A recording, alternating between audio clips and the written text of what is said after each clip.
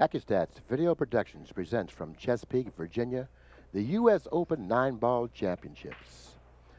I'm Bill Incardona, along with my friend and one of the most knowledgeable players in the world today, Grady Mathews. Grady, the feature matchup for this evening figures to be a very close and exciting match. That it does, my old friend, Kim Davenport from Modesto and Evgeny Stalev from Moscow, Russia. And I don't know who to make the favorite here, do you? I think it's a toss of a coin, Grady. I think you hit the nail right on the head. There is no favorite in this match. Whoever is the better prepared player probably will do the best. As we prepare to watch the lag, we might mention this is the 27th U.S. Open. It's the longest running 9-ball tournament in the world, and it has always been my personal favorite.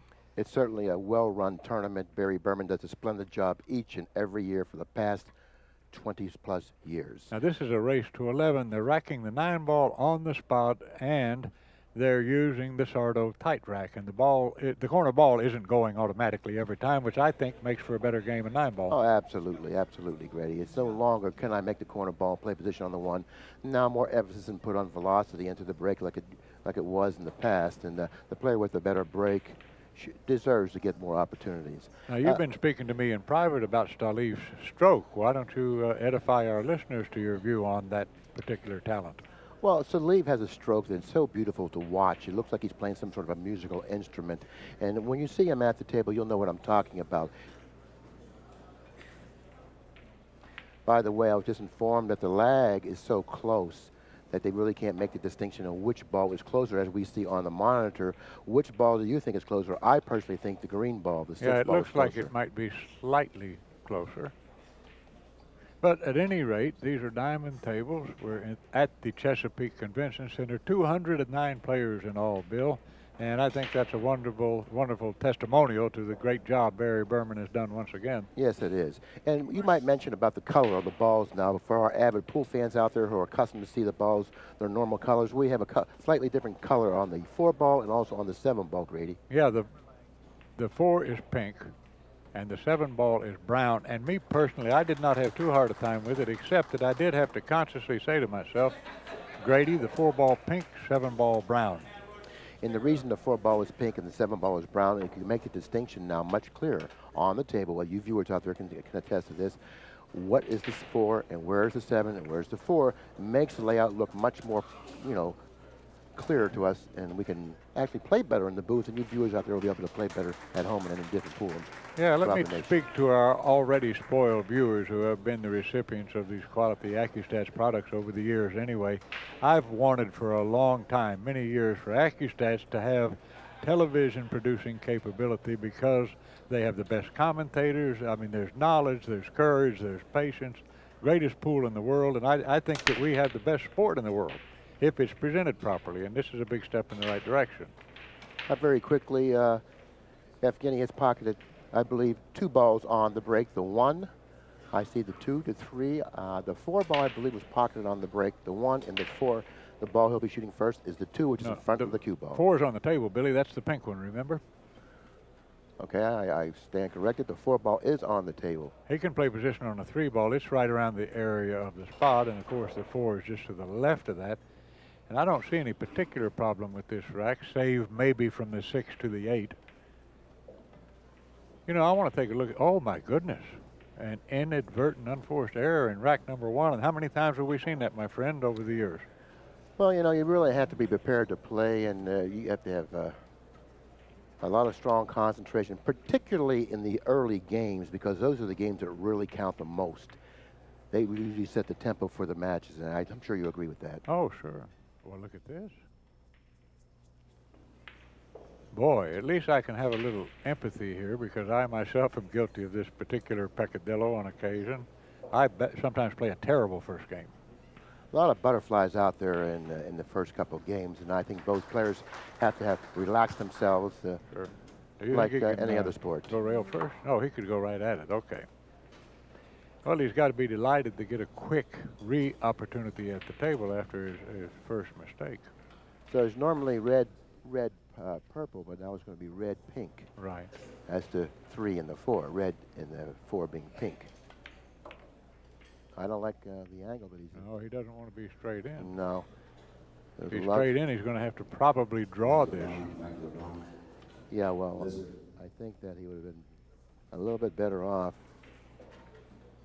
a little further down table, which would have made this angle play much more natural. But nevertheless, he did a real good job in what he had, repositioning the cue ball quite nicely for the 6. And now this will be just natural toward the 8, missing the 9. Watch out. If he ended up over the 9, it would have been a problem. As it is, he's in pretty good shape. Yeah, he would have preferred more of an angle because this shot has to be struck a little bit harder than he wants to shoot it. Notice where the cue ball is now. That's why I said that it should have been hit a little bit harder because he needed to get the cue ball off of that side cushion a little bit more than he did to give himself a better chance of pocketing this shot on the 9. This isn't a gimme on the 9, Grady. No, it's not. I play to overcut all of these slightly. That's a nice shot, and it's 1-0 Stalev. Billy, take a load or get a load of that wrap on his cue, the length of it. It looks like an ordinary wrap, but that thing must be 2 feet long. Now, I think that's a grip that he put over top of the wrap. I'm not sure about that, but it could be a wrap. But a lot of billiard players use a grip they put on top of the wrap, and that may be what he's using there. We've also got the break speed here, courtesy of a radar gun, so we'll be able to keep everybody posted. And that's really interesting, Grady, that you brought up that point. You know, the player who has the hardest break doesn't necessarily have to pocket the most balls on the break. Well, they're not allowing the soft break this year. Last year, Corey Duell won this star-studded affair using the soft break. This year, you have to hit 2 balls past this side pocket. But some guys have been, with success, using the medium-speed break shot and a cut break shot at that. Now, Stalev didn't do that. He hit the balls pretty firmly. I'd be interested to see what his break speed just was, if that's available.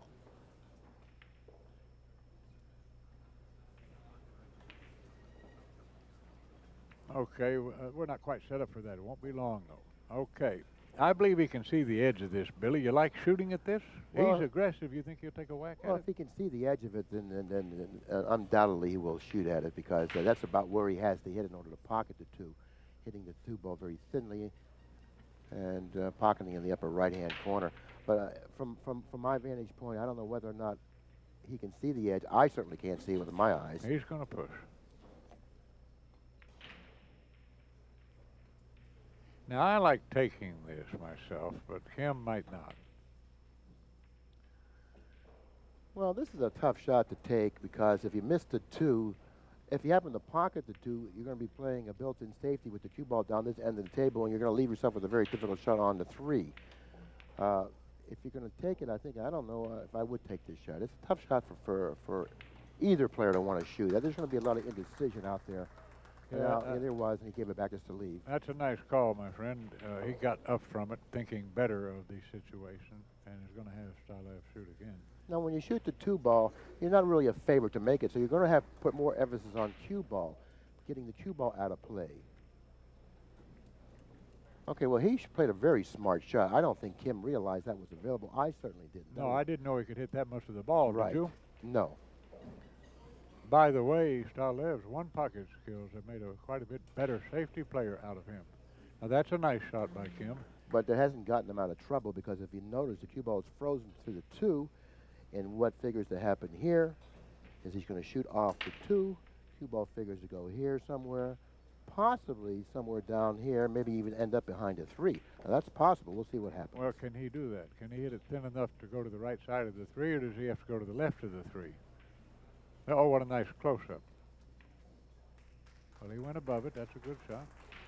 Now, had he put a little masse on the cue ball, he may have been able to lengthen it out even more than he did. But, you know, nevertheless, look where he ended up in perfect shape. I mean, he did a great job. Well, I have a policy of not breaking up balls that won't go. So I'm not going to shoot this hard. I'm going to try to find a way to kick gently into that 2 ball. And even if I give him ball in hand, I'm not a dead pigeon. Exactly. That's a very good point you brought up there, Grady. Now, I think he can slow spin this and go into the 2, and if so, I'd like to make a thick hit on it, the 2 ball that is, and leave the cue ball right by the 2 ball. Now, being a great kicker that you are, one of the best kickers in the world, can you draw us a little diagram of exactly how you would kick here? Yeah, I'd be glad to. He'll hit right in here and slow spin right in this area here. But where does he hit on the first rail? Oh, I see. He went straight at it with a little speed. Well, he's going to get lucky here because the 3 ball is now blocking the 2 ball, isn't it? Well, it kind of looks like that the 2 will not pass the 3. Let's take a look to find out. If you put a straight line from the 2 to the pocket, do you go into the 3? It sure looks like it. I don't know. I don't know. From our vantage point, it's hard to see. But even if it did pass, Billy, he's got a hard position route to traverse here. He'd have to go past the side pocket with the cue ball, then he has to deal with the 5 or the 9 ball. So he might be better advised to either bank the 2 cross side or maybe consider playing a safety. Now, that's another good point, Grady, because he has a lot of potential interfering balls here. By banking the 2 cross side, the cue ball figures will end up in this position over here, utilizing the 4, the 7, and the 8 as potential interfering balls in the event that he misses that shot. He's taking a little extra time here. Of course, this is a critical juncture early on in this match.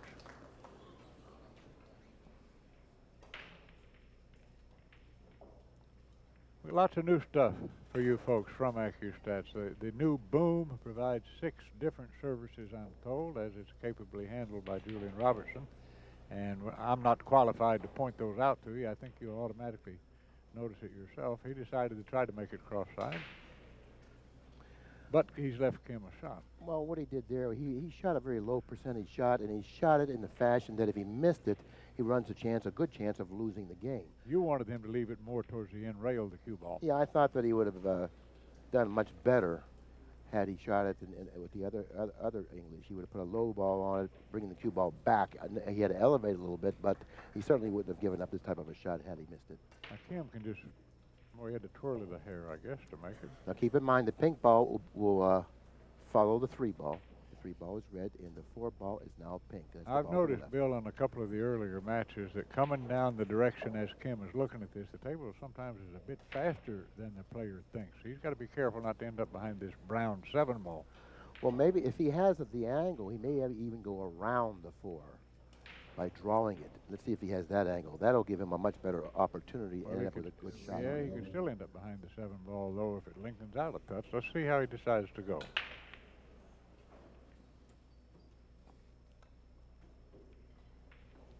Well, that stops any problem. Well, what he did was he used the stroke. He hit it with a fairly fast stroke, but he used the bottom English, which slowed the cue ball down, which actually gave him a little more accuracy on the shot, and he did a real good job in executing that shot. Well, look how this is lying, Billy. How do you get position on the 5 ball? It doesn't pass the 9. These are toughened up pockets, by the way. I think he has a slight angle to cut the 4 to his left, but he's got to draw this.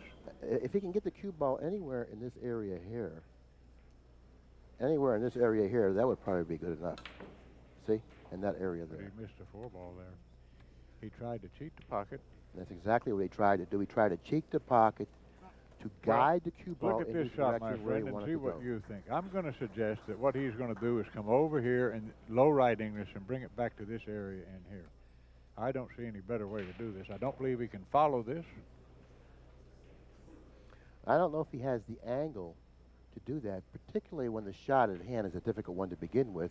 For him to try to do something like that may be a little bit too much to ask of yourself. Well, he did exactly what you said. He did have an angle, and he did it so nicely. Look at it. Yeah, isn't that a pretty stroke? Very nicely executed shot. And it looked like it was really a simple shot because of his stroke. He has such a beautiful stroke. I know Kim would like to have that 5 ball shot back, Billy. He's got a lot of experience. The Camel Tour, all kinds of quality wins in big tournaments out west. And it's very un-Kim-like to miss a ball like that. The new Kim Davenport, the one that plays as good a 9 ball as anybody in the world, would have at least made the 5 ball, and if he didn't get where he wanted, adjusted and done a nice intelligent shot for the next selection. Yeah, that's always been rule number 1. Pocket the ball. Pocket the ball and then worry about the next ball. But you really can't haphazardly shoot a shot or put, too little emphasis on the ball that you're shooting, because that's the ball that you need the pocket to stay at the table. That's game number 2. It goes to Stalev, who now takes a 2-0 lead in the race to 11. Well, I thought that angle looked a bit uncomfortable. It didn't draw well for Kim, and it didn't follow easily. So it was just a downright tough shot.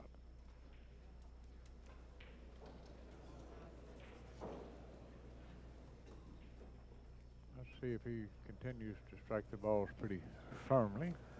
This is a 7 o'clock match, and the players actually came to the table about an hour prior to the match starting. Davenport came to the table at 6 o'clock, and it looked like he had just woken up, and I said to him, you know, you really have to give yourself more preparation time for a match. He says, normally 3 hours. I just woke up, and I made a mistake, and it's obviously it showed here in the first couple games, Grady. Okay, well, he'll probably become less lethargic as the match progresses. Now, Evgeny has to roll out here. Now, here's a place where if he gets it exactly on the rail, Billy, I really like him giving up this rollout, don't you? Well, it looks like he's going to have to shoot and hit the left side of the 1 ball. Good evening, gentlemen. And I kind of like hitting this side of the 1 ball and just coming straight up this way if he can. That way he won't get much movement from the 1 ball, maybe around this area. He also has the possibility of using the 3 ball as a potential interfering ball. If he can hit the 1 ball thinly enough to execute that shot the way I did. Now his other option is to cut the ball slightly to his left with a touch of right English and have the cue ball go behind the 5, 6, and 9. Maybe knock the 1 ball up about 1 diamond. Yeah, that seems like a very difficult. Like this, yeah, I kind of like that shot. Very difficult shot to execute, and if you don't execute it well, you give up too easy of a shot. But he ran into the 6 there, it looked like, and looks like he hasn't given up too good of a shot. Rail first may be available. Well, the 3 is next. He can't get on that even if he can twirl that in. The 3's up at the other end of the table. Yeah. Now what do you do here? This is a predicament he's in here, Grady. He looks like that he really doesn't have much offensively to do. And notice the position of the 4 now. Okay, now the 3 is up table. The 4 is snuggled up behind this ball here. Well, I like either banking it straight back or thinning it to his right and trying to bring the cue ball 2 rails back down below the 6 and 9. I like this shot a lot. Well, he made a great shot there. A perfect execution. He certainly got rewarded for his effort. Well, that's what I meant. He either makes the ball or he's got good action to get the cue ball behind those 3 balls. Okay, now he's trying to avenge that miss in rack number 1. A little lethargic, like Grady pointed out. And well, he's in business now. He'll play position for the 6 in the side pocket, and the rest of the rack will be a foregone conclusion.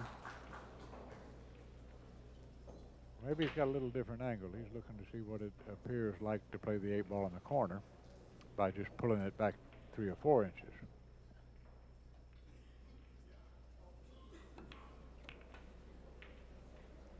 Okay, this is fine. This is rack number 3. Davenport trails in the match 2-0 after pocketing the 8 and then the 9. If he does, he'll come within 1 game of the lead and trail by only 1 game, 2 games to 1. This is going to be our first look at the Davenport break, is it not? Yes, I believe it is. And Davenport usually has a pretty good break. I don't know what technique he's going to use here, you know, on this particular table, and how much velocity he's going to put into the break. And I'm never surprised anymore to see how players break the balls, because there's so many different ways you can break the balls. You can break them, you can break them softly, but of course we have a rule here in this tournament that 2 or more balls have to pass the side pocket in order for it to be a legitimate break. And if 2 balls or more doesn't pass the side pocket, that's considered a foul. I think the incoming player then has the ball in hand. Is that correct? Yeah, but Kim is not a tentative player. He's possessed of the power break should he make that selection. I kind of like that in his game anyway. He's out and out offense. He doesn't really like to play safe. He'll only do so when he's forced to.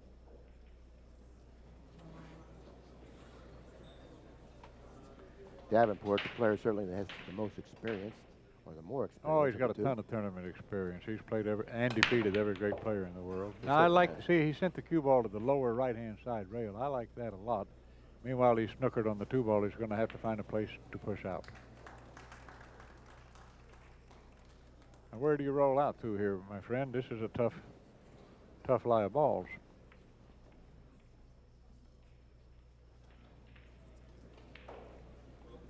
$22-4, okay. Well, that's about, I'm going to say that that's probably 80% of his potential power. It looked like, it appears, at least from my vantage point, Grady, that he pushed out for a kick. Now, I like that, Billy. Let me show you what I think or what I would do with this if it's told to take it. I would take this out. I wouldn't give this up. I'd go to this rail, hit the bottom side of the 2, the cue ball comes back down here. And the 2 ball goes up to the nether regions of the table. I'd use some left-hand English. He's going to give up the shot. Well, you know, he tried to do exactly what you described, but evidently the angle may not have been as natural or easy for him to execute as he wanted it to be. So let's see what Davenport does with it. See, he didn't really have the angle. Thin. Yeah, and he hit it too hard. Had he hit it softer, he would have got more masse on the cue ball, which would have enabled him to, you know, curve around the 4 ball and hit more of the 2 ball, sending the 2 ball up the table. But he hit it a little bit too hard, and he didn't create a new angle for himself. Meanwhile, Billy, if he has to cut this 2 ball slightly to his right, he's got one tough route to get on the 3 ball. Well, then the only other option that he does have, Grady, I do believe, would then be to draw the cue ball back over here somewhat and accept this thin cut on the 3. No, I think he's got to cut it a little more than that. He's got to go to the end rail, but it's too thick a hit to go to the end rail and all the way back. Right. See, he was looking at getting about in the area right in the middle of the table and planning to play safe or planning to bank the 3 ball. Okay, well, if that's the case, this option here, hitting the 2 ball, sending the cue ball over here and possibly down here, is available. So he has to take a look at that. I think he wants to make the 2 ball and play safe on the 3. That's what he's considering, I believe. Well, he's looking at playing it off the 7 ball. Well, before I would play the 2 off the 7, I would play the cue ball behind the 4 and the 6.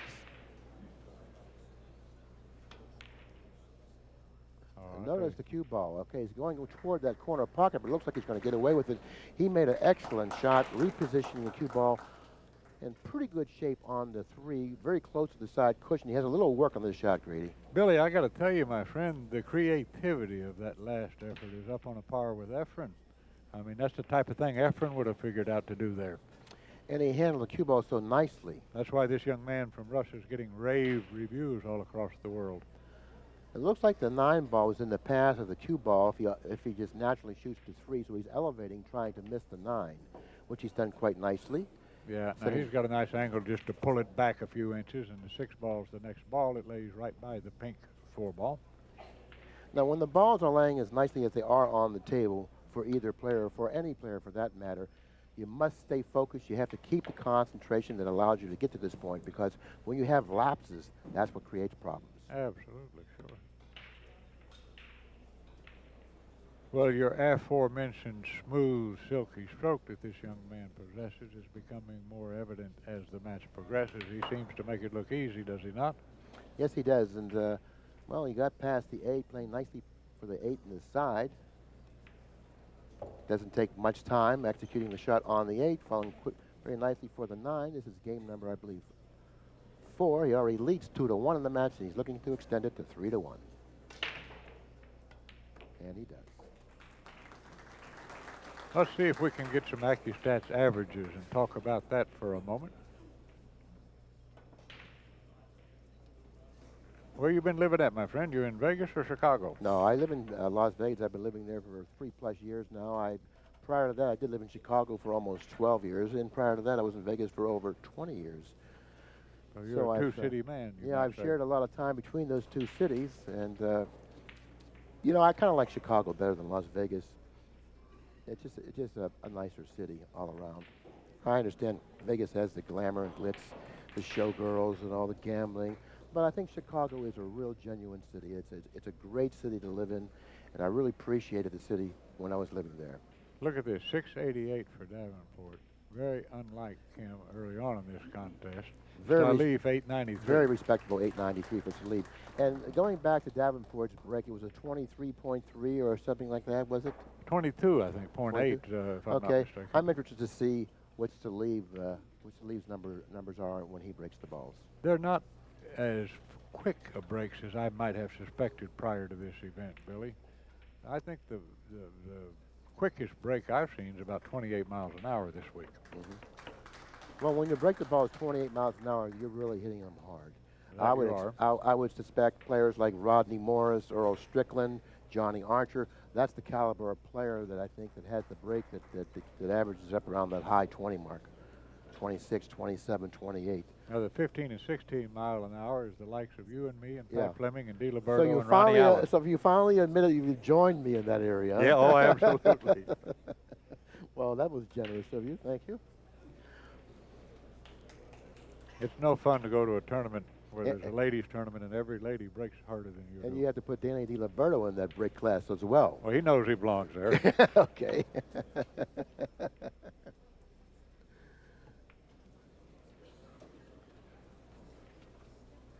I got Mr. Sardo himself racking the balls. They're going to change the Sardo rack. For what purpose, I don't know. Perhaps Cam or Evgeny complained about the rack. I don't know. I think the Sardo tight rack is one of the greatest tools that was implemented into the game of pool in a long time, because it racks the balls exactly the same way each and every time, and every ball is frozen. I think that's a must playing 9-ball. I do too, and I think each player deserves the same opening shot. And there's been so much criticism in the past about players not giving their opponent good racks. Now we don't have that any longer, and I think that's really a justice to the game. Yes. I don't feel honor bound to discuss such matters anymore either. So we'll move on then. Right, exactly.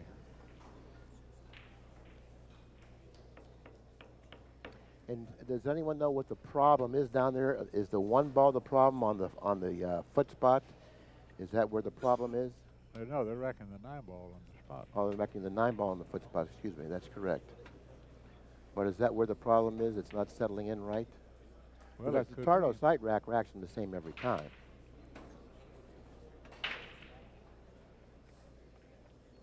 Well, I didn't enjoy that very much, although it was a great event. When the corner ball, the same corner ball went, I think it was 29 times in a row that one year with the memorable Varner-Siegel match.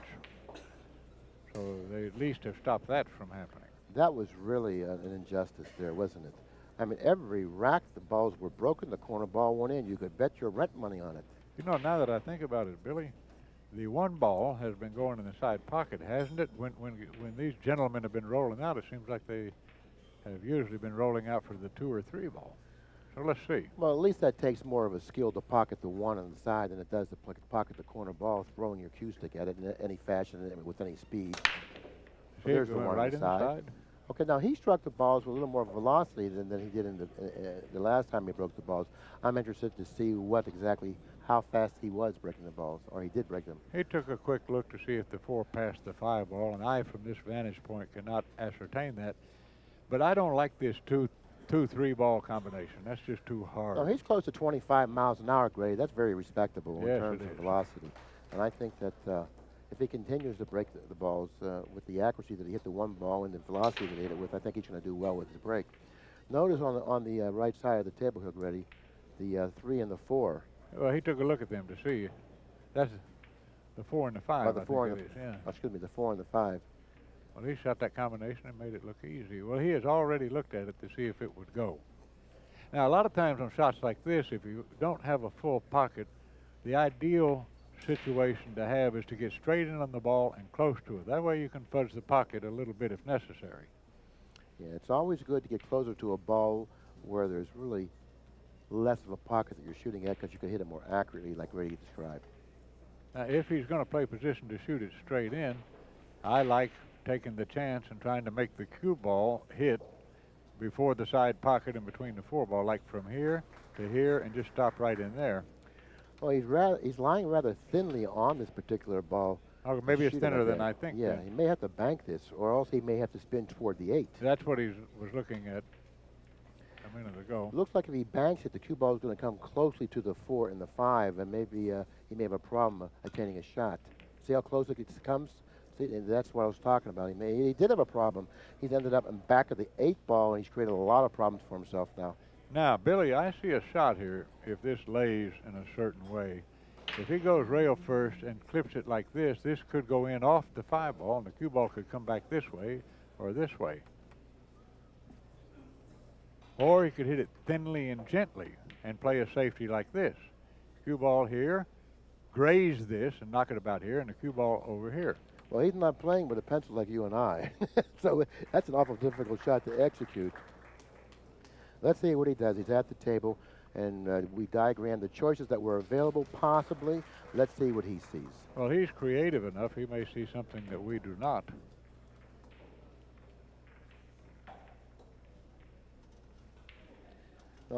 Now, there's a possibility that he may come off the ball and scratch in the side pocket. Yeah, so oh, of course. He has to be concerned with that, too.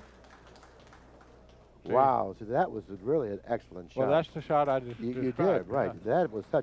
That was a great shot. Well, when I teach people how to play better safety, Billy, I tell them when you can, play the cue ball and the object ball. When you can't play both of them, play at least one of them. There, he played the 4 ball. He knows he can't snooker him, but he at least put the 4 out of play on the rail. I kind of like banking thickly, sending the cue ball down this area of the table right here. Well, I like putting it behind the 7 and 9 and just leaving it about where the spot is. He's going to go for it.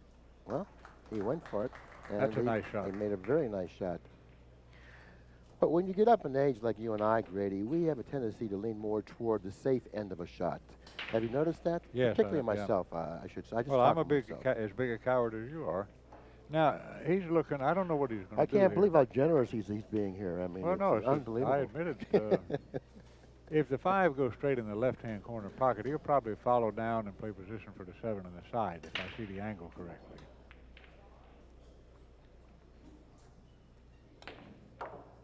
That's a nice shot. He's got either the side or the corner. He opted to play for the corner. Shot it a little bit too hard, but in spite of that, he still has a decent shot. And considering his ability to pocket balls, Grady, I make him a favor to put down the 7. Yeah, me too, but this is a tough shot. He wants to use it just below center ball, a touch of left English, and come out one rail to play position for the 8, either in the side or in the lower right-hand corner pocket. And I really liked what he did just then. He got off the shot. He wasn't quite comfortable with the shot. He walked away from the table. He regrouped. He gathered himself. Now he's back down on the shot, and he figures to do quite well with it. And this is a zone position shot. It's not a finesse position shot. You just go all out to try to pocket the 7 ball. And he pocketed with really good pocket speed. Good pocket speed. You know, enlarging the pocket with the speed that he hit it with is always a good thing to do if you can shoot it with that particular speed. And he shot it with the perfect speed and got rewarded for it. Excellent rack at Davenport. By the way, while we're waiting for Kim to pocket this relatively easy 9 ball, I want to mention that Brady Berman, Barry Berman, that's our host and promoter's son, has this new fantasy 9 ball thing, and they've got a website, and you can have fun just like shoot. My wife Randy plays fantasy football, she plays fantasy hockey, and now fantasy 9 ball.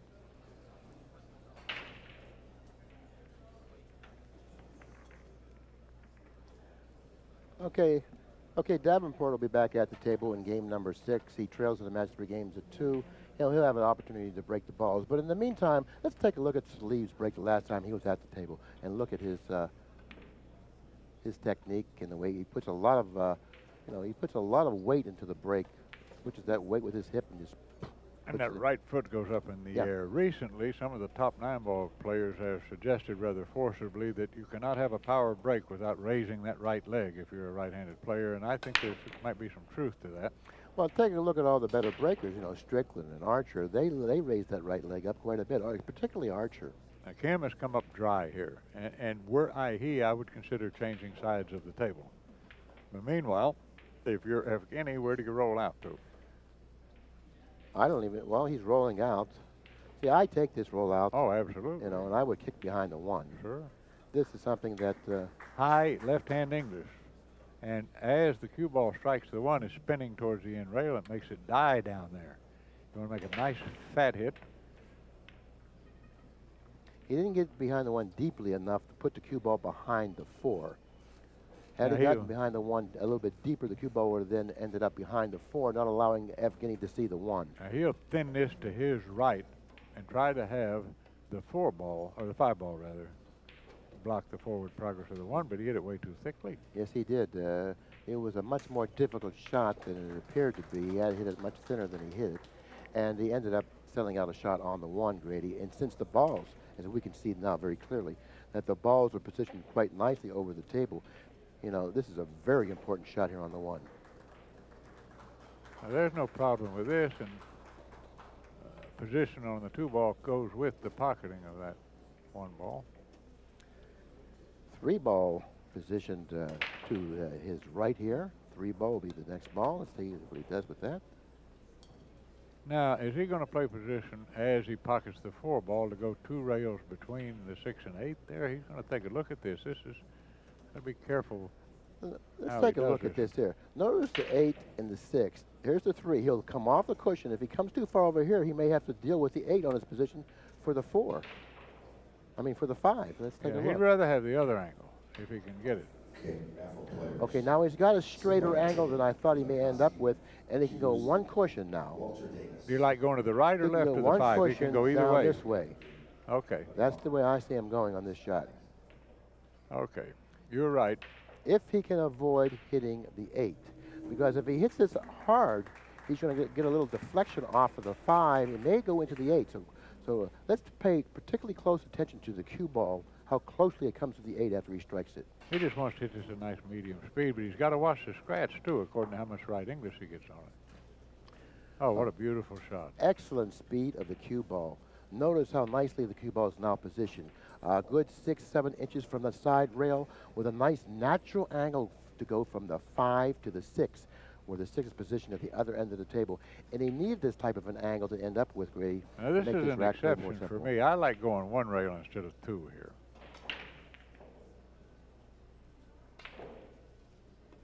Like that. I don't like the 2 rail angle there. Well, that was natural. And anytime, I would say as a rule of thumb, anytime you can play a shot naturally, you're better off playing it the way it lays. Now, a touch of left English, he'll come up 1 rail towards the 7 ball. That's a beautiful shot. He's not going too far, is he? Well, he's going to have to play this on the side, I believe. Now, he's not happy with that. He indicated by tapping the tip on the table where he wanted the 2 balls. Well, from my vantage point, Grady, he can pocket the 7 on the side with a low ball, depending on either 1 cushion like here or 2 cushions up this way. I don't know if that's what he sees. Well, he's not much of an inside English user. He may go 3 rails around the 9. He's looking at that. Well, the 9 may be in the path that way. I think that's what his selection is going to be. Well, he's going to think better of it. No, he's changed his mind twice now since he's been at the table. Is there a shot clock on this particular shot? Is there a lot of time that he has? No, the rule is that if they haven't played, I think it's 10 games total in an hour, they put them on a 30-second shot clock. All right, he picked your shot selection. I like that too. You got to worry about not getting. He's going to end up with a tough shot on the 8 in terms of getting position on the 9, and it looks like he has a slight angle. Notice a difference. The difference in how closely the 8 ball is to the cushion opposed to the cue ball. I think he has a little bit of an angle to work with, so he should have used a high ball here. With a touch of left English, but not much. Just a little bit. All right. Very nicely executed shot, Grady. Yes, sir. And notice he put such a little amount of English on it that his aim was nice and accurate. You know, when you put English on the cue ball, you get a certain amount of deflection, and he really couldn't risk or run the risk of getting much deflection because that particular shot was much more difficult than it appeared. Oh, indeed it was. Something has bothered him. He's taken a few seconds to compose himself. Well, if he's able to pocket the 9 here, Grady, the match will then be tied up at 3 games apiece. And I believe Davenport was your choice before the match began. Well, not for any particular reason except experience. I think that's a pretty good reason. Game number 6 should go to Davenport, and if he pockets the 9, it will, and he will tie up the match at 3 games apiece. Experience is a big factor, and it doesn't really matter what game you're playing. The player that has the most experience usually wins. But that's not true in all cases, but if you would bet on the player with the most experience, you would usually win. But of course, you can have a lot of experience, and like Muhammad Ali, he has a lot of experience, but he hasn't knocked out anyone lately. No, no. But that's the case usually. Experience is very crucial. All right, Stalev, 8:44 at the moment. Davenport, 8:44, and we're knotted up at 3 games each. What a surprise. We also have this new capability that we'll have some fun with later in the match, if possible, where all the ACCUSTATS categories are neatly summarized for you on the screen. And that's a nice extra touch. Now, once again, he broke the balls coming up dry on the break, Grady. You alluded to the last time he broke the balls, he should switch sides of the table if you were he. But I don't think that he's done that. He didn't pocket a ball on the break, but he hasn't given anything offensive for us, Steve, to shoot at. Well, I would go maybe to that medium speed cut break, too, if I were he. If he's not making anything, he's got to adjust, or he could have a long evening in a little while. I kind of like for him to lengthen out the cue ball, sending it down this way. See, that way he could use the 3 and the. Well, he's going to go to the 5-ball city jail here. He's going to knock the 1 ball back down around the 3 ball. Just like this. Oh, yeah, nicely executed shot. Considering the distance that he had to deal with, that was a beautifully executed shot. Now, with the jump cues being in force at many of the major tournaments today, this would be an easy hit on the 1 ball, but they're not legal here this week in Chesapeake. Okay, being one of the better kickers in the world today, Grady, that's what looks like what he's going to have to do. What would you do if you were he? I'd go 2 rails, exactly. I'll show you here on the monitor. I would go 1, 2, and try to make a thick hit. Knock that up there and a cue ball over here, maybe. 1, 2. Well, he got elected to hit the thin side of it, which is just as good. If you hit it like he did. Well, I strive, as did he, and very successfully just now, to get distance between the 2 balls, if nothing else. You're not going to make a shot like that very often. No. So you try to get distance between the 2 balls. Well, when you consider the difficulty of the kick, you know, you have to be a little bit fortunate to end up where he did. Now, I like going down behind this 6 and 8 ball here. I'd use a touch of left English if I could. And I'd thin the ball. I'd cut it to my right. I think it's a very astute observation. Let's draw this out here. He would like to cut the 1 over this way, sending the cue ball down this way, utilizing these 2 balls and also this right, ball exactly. for interfering balls. And that's what he did. And see, by doing it in that fashion, even if he accidentally lets him see it as he did, I don't think this goes. Doesn't the 4 ball block the pocket a little? If there's a pocket, Grady, there's really not much of a pocket. Matter of fact, it doesn't look like he does have a pocket. The 1 ball is frozen on the cushion. The 4 ball looks like, from my vantage point, and also the monitor, that if there's room, there's barely enough room. If he pockets the 1 past the 4, he'll certainly earn it.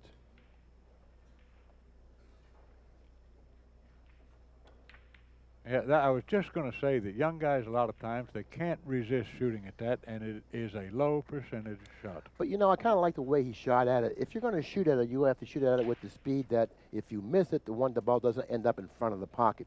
And that's the speed that he chose to shoot it with. And he got a little unfortunate that the 1 ball did end up in an easy position as it has. Well, I give every young great champion in the world credit for not being like you and I, my friend. We've been the recipient of disastrous results from the dribble stroke. That's what you're talking about. Well, exactly. I wouldn't have shot it, you know, passively. I would have shot it with some force. Now Davenport can either bank the 1 cross-side or reposition the cue ball possibly behind the 5 here. That's what it looks like he's going to do. Did he hit it hard enough? Yep, it's going to get down there. He might be able to jump the edge of the 5 ball. You can do that with your regular cue on this nice 860 Simonis cloth. By the way, ladies and gentlemen, the cloth is light blue as opposed to the bright green that we normally play with on the ACCUSTATS table. Oh, he could just straight away see that. No, he massaged it around the 5. I didn't he certainly see the did, yeah. And he's created a little bit of a problem for Davenport. I don't know if Davenport can see either side of the 1 ball here, Grady. No, he's taking a kick approach to the shot. No, he can't afford to hit this softly, obviously. He's going to have to hit it with some speed. Right. I'd give myself a chance to win here with this.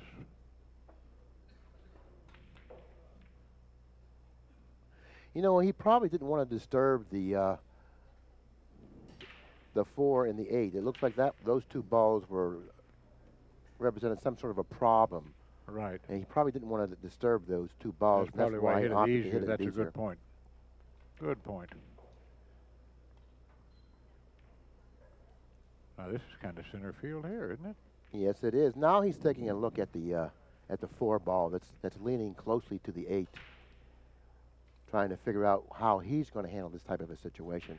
He'll cut the 2 in the upper right-hand corner, nicely repositioning the cue ball down table for the 3. Now, The 4 will be next, and that's the ball that's next to the 8. That seems to be the problem ball in this on this particular rack. He's going to follow this 2 rails. No, he decided not to do that. He brushed the 7 coming up table, and it looks like it aided him in his position, Grady, and it ended up quite nicely for the 4. Yeah, this is an ideal position for a ball that lies like that. Now, the 8 precludes the 6 from being pocketed in the side pocket, so he's going to have to play it elsewhere. He'll play it in the far left hand. No, he's not. He's going to go like this. Well, this is fine. He's going to have to force this a little bit here, Grady, so he doesn't hit the 8. Yeah, just like this. Very nicely executed. Yep. This is game number 7. Match is tied up at 3 games apiece. This is not the most ideal angle. He's going to have to take a little longer shot. This doesn't follow comfortably, nor does it draw. And if you punch it over, you might have to bridge over the 9 ball. What do you like here? Kind of awkward. I like a soft follow. Yeah, I do too. Well, he opted to go 2 cushions. I don't think it's going to work out well for him. I like the soft follow, which would have then he would have been shooting at the 8 at the upper left-hand corner. Meanwhile, this is a tough shot. The cut is difficult. Well, the shot laid exactly the way you saw it. It was an awkward shot. He opted to try to force it. And it didn't work out well for him, and now he's got a problem. Well, the cue ball's been playing a little light here this week, in my view, and shots like that tend to spray a hair wider than you think they will. Okay, he's going to have to make really a world-class shot here if he expects to win this particular game on this particular inning. Well, I might bank it across the corner and pull the cue ball down to the end rail here and make sure if I miss it thick, so it might go 2 rails, or I might end up safe, or I might just play safe. Or he's got a cross side bank, a lot of options. Well, he went 2 cushions cross side. He's going to get good position on the 9. I don't think Davenport enjoyed that particular shot that much, but you know, he's going to have to deal with it. But a player with the experience of Davenport will shrug that off. Oh, of course.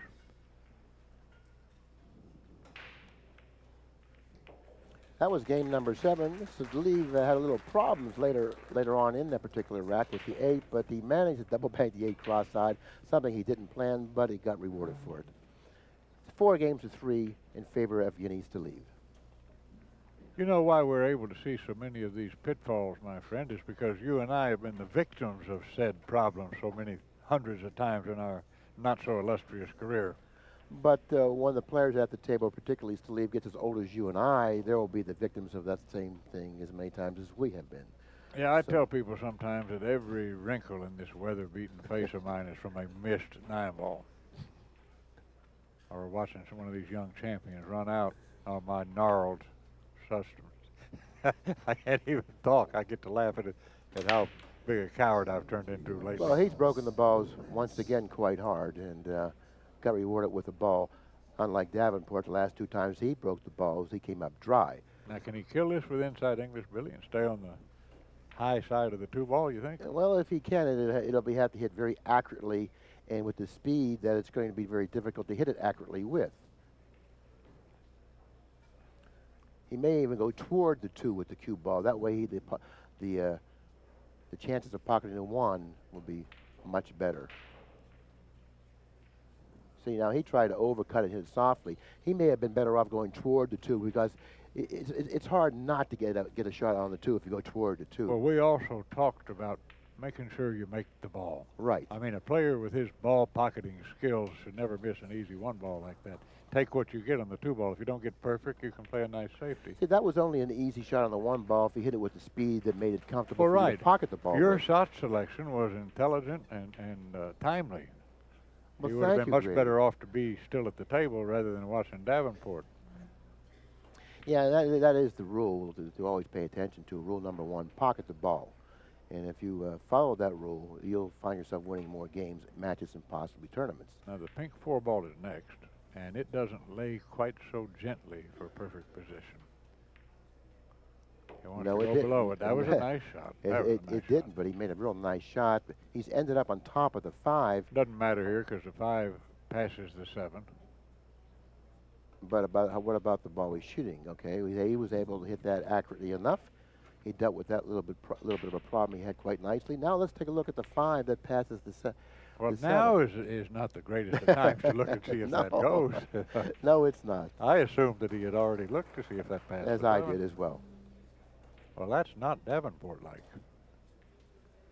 And if he doesn't have much room past the 7 with the 5, he certainly doesn't have an ideal angle that he's left himself with to hit this shot as accurately as he needs to hit it if he doesn't have enough room. No, and the easier you hit it, the more accurate you'll be, and that doesn't carry easy position on the 6 ball if he uses that speed. He's in a tough spot here.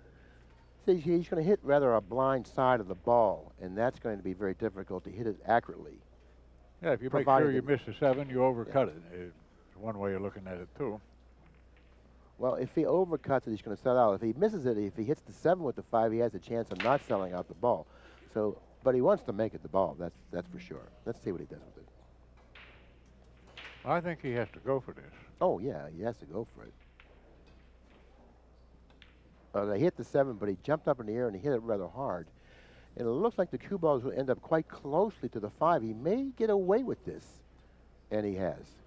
Well, I think that your telling point about Kim not waking up early enough, he looks sluggish, and that's very unlike a Kim Davenport not to even look and see if the 5 passes as he shoots that 4 ball. He could have done a lot of different things with pocketing that 4, right? Oh, yes, he could have. Now, let's take a look at the situation that Evgeny is confronted with here, Grady. Well, he's got 2 ways to play this, Bill. I'll show you on the monitor. He can thin it and go up here and try to hide it behind the 8, or he can 1, 2, and up here and leave the other object ball in here. That's your 2 options. I kind of like the latter of the 2 shots. It gives him more of a possibility of not leaving any type of a shot, and a much easier shot to execute. Yeah, right. Which he's done quite nicely, and he's got rewarded for it, and he got behind the 9 Kim with can the see cue this, ball. though, I think.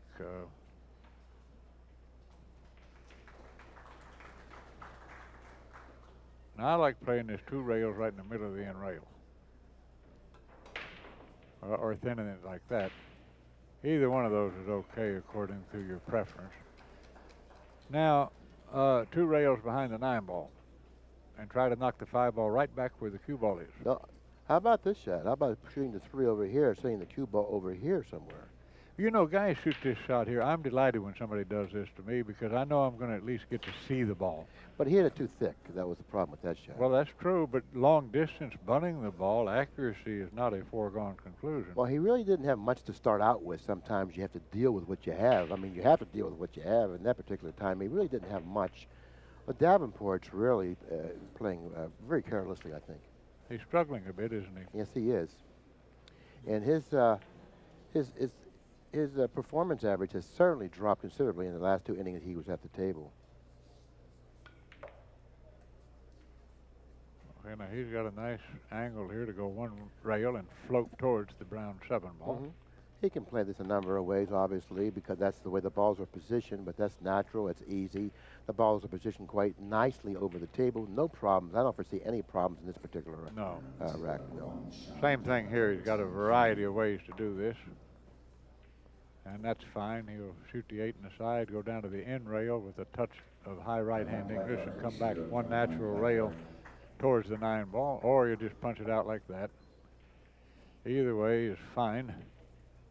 At any rate, our tally is preparing to be 5 games to 3 Stalev. Now, if you're Davenport, do you consider going to the bathroom and giving yourself the pep talk? Well, it's, you know, if I'm having problems and I feel that I need to do something like that, obviously I would do that, okay? Davenport seems to be a little flustered out there. He's not really playing his game. He knows it. And with as much experience as he has, I'm sure he knows how he has to deal with this particular situation or dilemma he's gotten himself into here.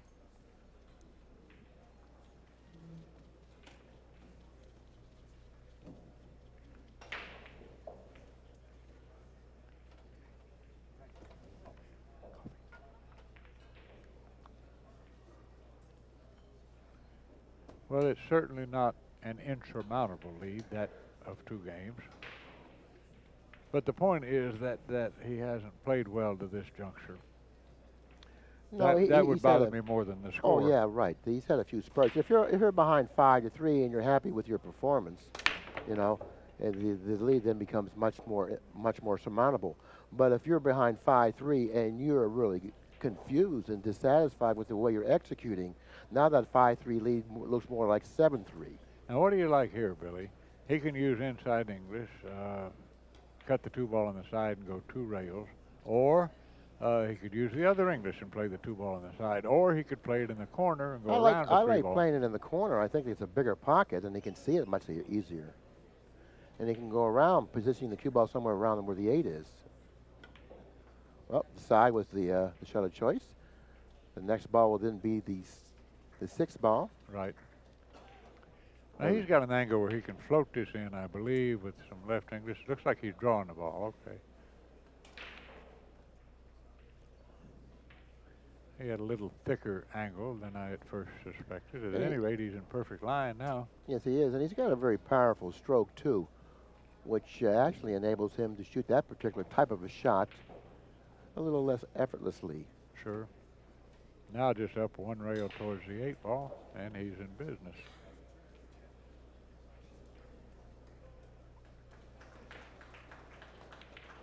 Or you can go 2 rails if you prefer. I think he's playing the side pocket too much here. I think that shot was played. Well, maybe I'm wrong, but. Well, that's a matter of individual preference. You and I would have played position for the corner. Doesn't make us right. We're sitting in the booth. At any rate, our score reads presently 6 games to 3, Evgeny Stalev.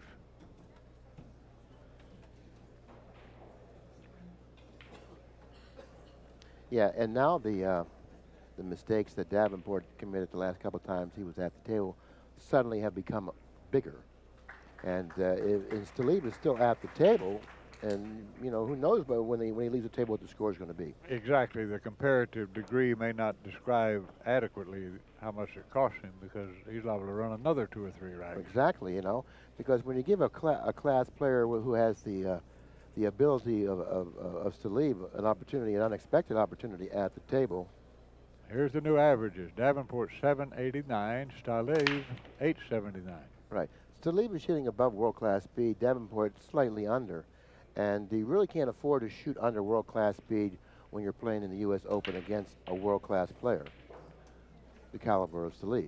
Now, do you like putting the 1 ball behind those 3 balls and just leaving the cue ball about where the 1 ball now sits? Yeah, I think that's about one of the only options that he has here. And it seems obvious that he's going to do that. Well, banking the 1 across the side is not a good shot. No, that's too haphazard. And he's got a nice lead, 6-3. He's got to protect it here. He's got a nice opportunity to do exactly what you described by putting the 1 ball behind the 2 into got to be careful to not catch the point of the side. I would just kind of float this down, just like that. Yeah. So that, I mean, what more would you want? You know, you're leading 6-3.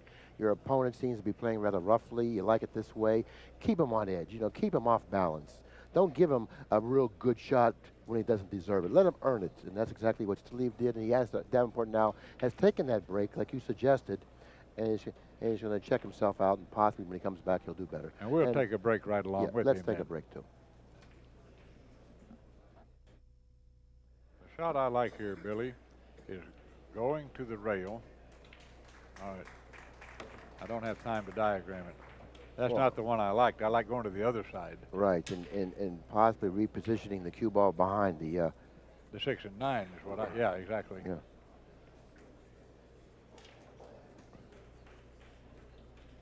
All right, let's see if we got any particular problems here. Well, the 1 to the 2 doesn't have a problem.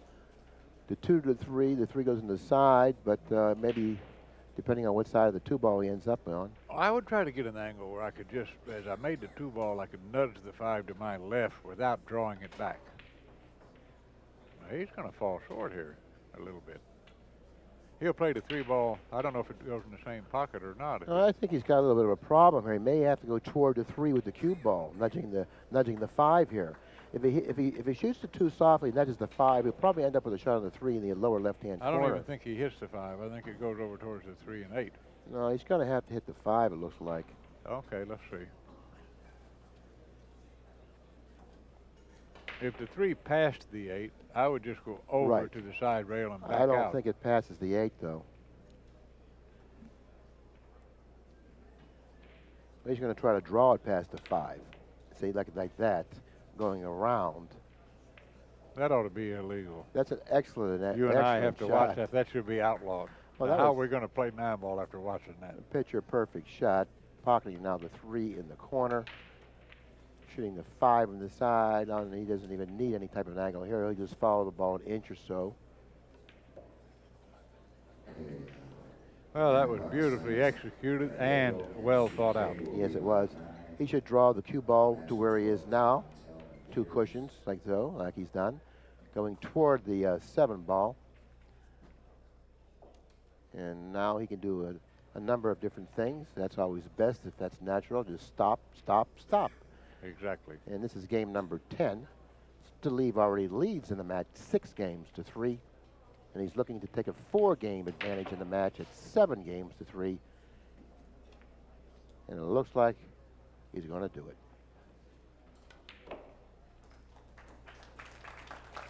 Davenport doesn't look as full of fire as I'm used to seeing him, no matter what the score. He only had that one opportunity, and that was a masse that he tried to execute, which he failed to do.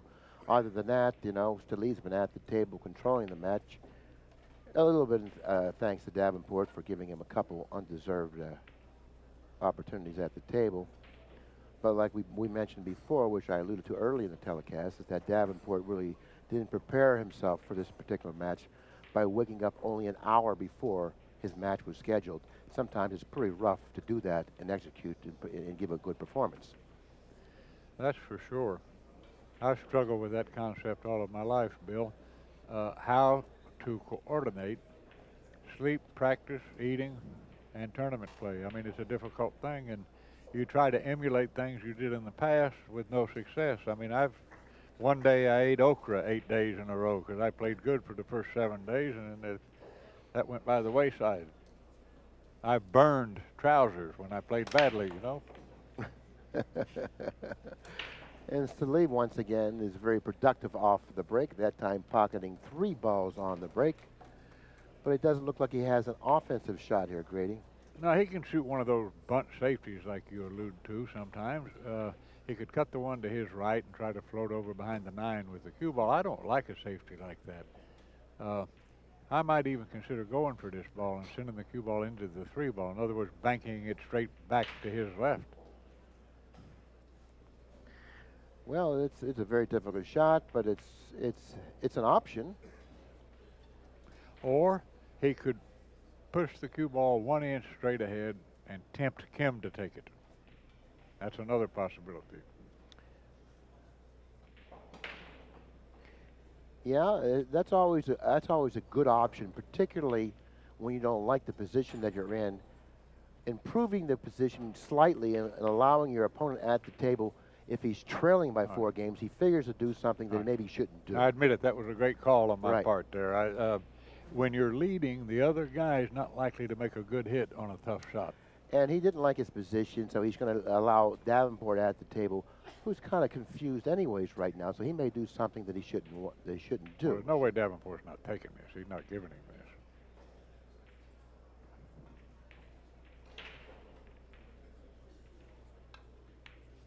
And he shot my shot, except that he didn't go into the 3 ball. Oh, he hit it too hard. If he doesn't get the brush on the 5, he's not going to like it.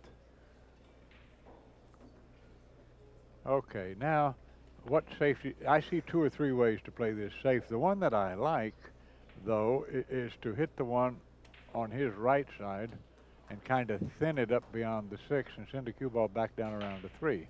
And that's an excellent choice because you have a lot of possibilities of something good happening with that particular shot.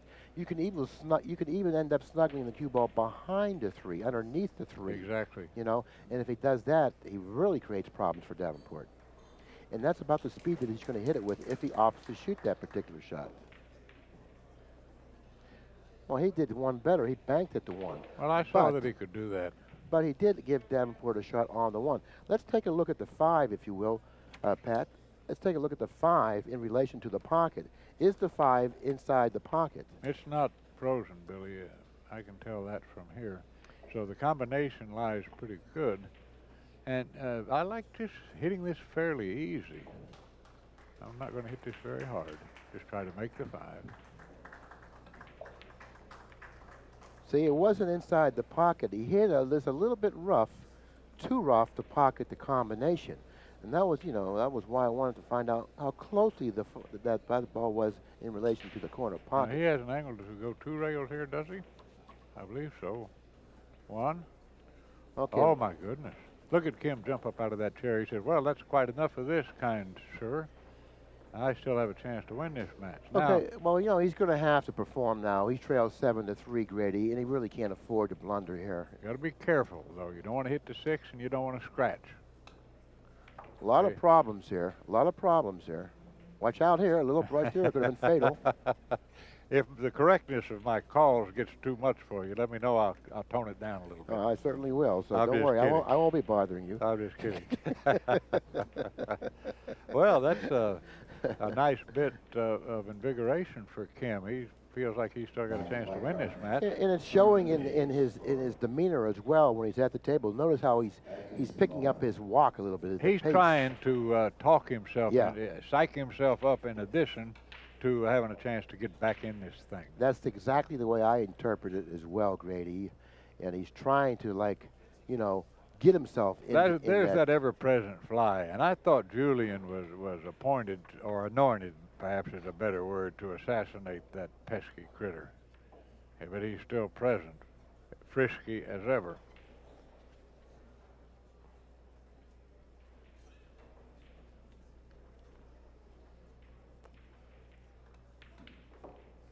Okay, and he's going to narrow the gap a bit and trail 4 games to 7. Well, 7-4. Excuse me, 8-3 and 7-4 is quite a big difference. Oh, you know. sure. You know, now this match is starting to get a heartbeat once again. You know, 7-3 or 7-4. Now you can have a chance. You know? Now you remember Kim's distressing like break performance to this point, Billy. I believe he'd be well advised to change his break position. The last several times he's broken the balls from our monitor, he's broken them from the right side of the table, the way we look at the monitor. Now, the side of the table that he's on now, he will be well advised to switch over to that side. Let's see if he does it. No, he's going back to the same side. Now, he's came up dry 2 or 3 times in succession here, Grady, and I'm really surprised to see him go back to that side again. Well, he lost 2 or 3 games in a row. Maybe he forgot the difficulty he's been having. It's been such a long time since he's broken the balls. Don't forget, I saw Siegel make the 9 twice in a row in the same, breaking from the same side of the table, and he changed sides for the 3rd break. Okay, he put a little more speed into that break. He probably broke him somewhere around 25 miles an hour there, if I'm correct with the... That's not the only thing he did, my friend. He cut the 1 ball the other direction. Now, that's a break that Corey Deuel excels at when he's inclined to use it, and I happen to like it, too. You get that nice cutting action on the object balls. The only problem you have is the scratch in the side pocket. Exactly. Now, the speed that he broke those balls with was close to 23 miles per hour, 2 miles less or lower. Now, this shot here, you could give me the rest of my life to make this, trailing 3 games against a great player at the U.S. Open over a ball. I just can't make this shot. I'd have to play safe or roll out. Oh, I just can't make it. Well, I don't know too many people that can make it, so therefore you don't stand alone there. He's got quite a task in front of him regardless of how he opts to play this shot, Grady. Even the safety doesn't lay natural. The safety's not too tough. He just 1 rails it down on the end rail right around the 7 ball and the cue ball back in the area of the spot. Like this, did he hit it hard enough? Oh, really, that's a good shot. He hit it reasonably well. He got the cue ball behind the 9 enough to make Stalev have to massé it somewhat behind. I'll show you the shot that I like here. I like kicking this 1 rail, hitting this thick, and the cue ball up this way. That's the selection I like. Now, he may not elect to do that. So he's looking right there to see. Actually, if you wanted to, you could even take a slight stab at playing it in off the 4 ball, but you're going to sell out more often if you play it in that You're not going to get much movement from the cue ball if you hit it too deeply behind the 2. And he really has to be concerned about the cue ball in this instance here, because he does still lead in the match 7-4, and he doesn't want to play a haphazard shot and sell out at the same time in the event that he misses it.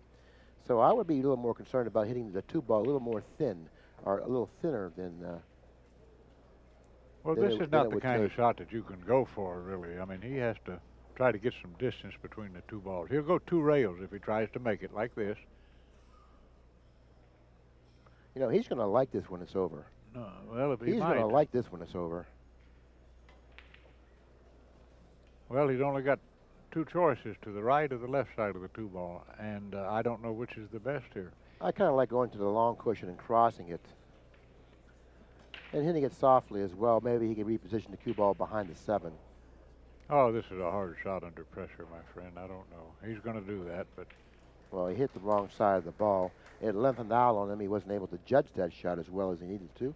That's a one-pocket style safety, right, Billy, and I believe a one-pocket player would gauge that a hair better, don't you? Yeah, I think you would have hit that shot, you know, extremely well. Well, I don't know. I don't like that shot much. I would have tried to find a better way to do it. He's going to get another chance here. Well, you know, that was really haphazard right there. He just got to the table and shot something that I don't even know if he had his mind made up what he was doing to begin with. No, he didn't.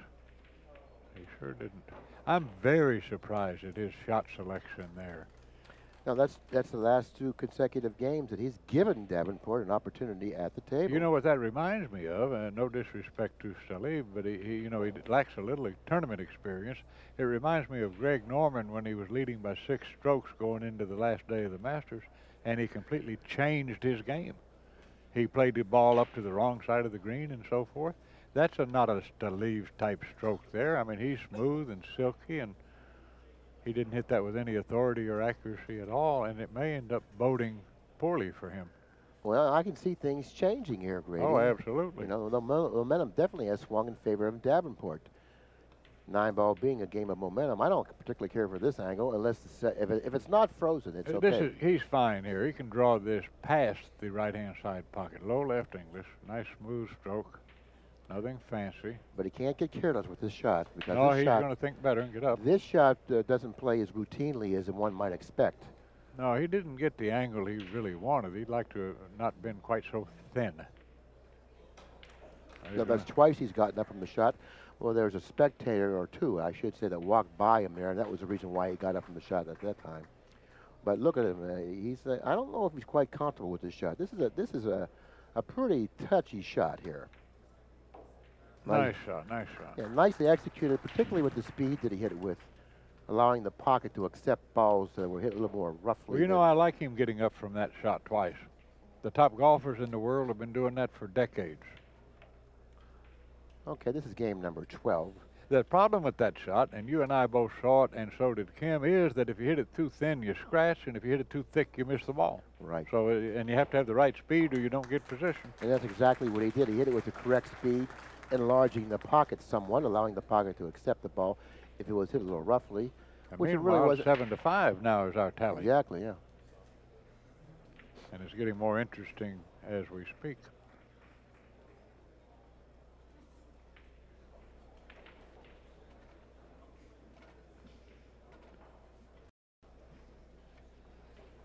Now let's see if he cuts the 1 ball to his left again.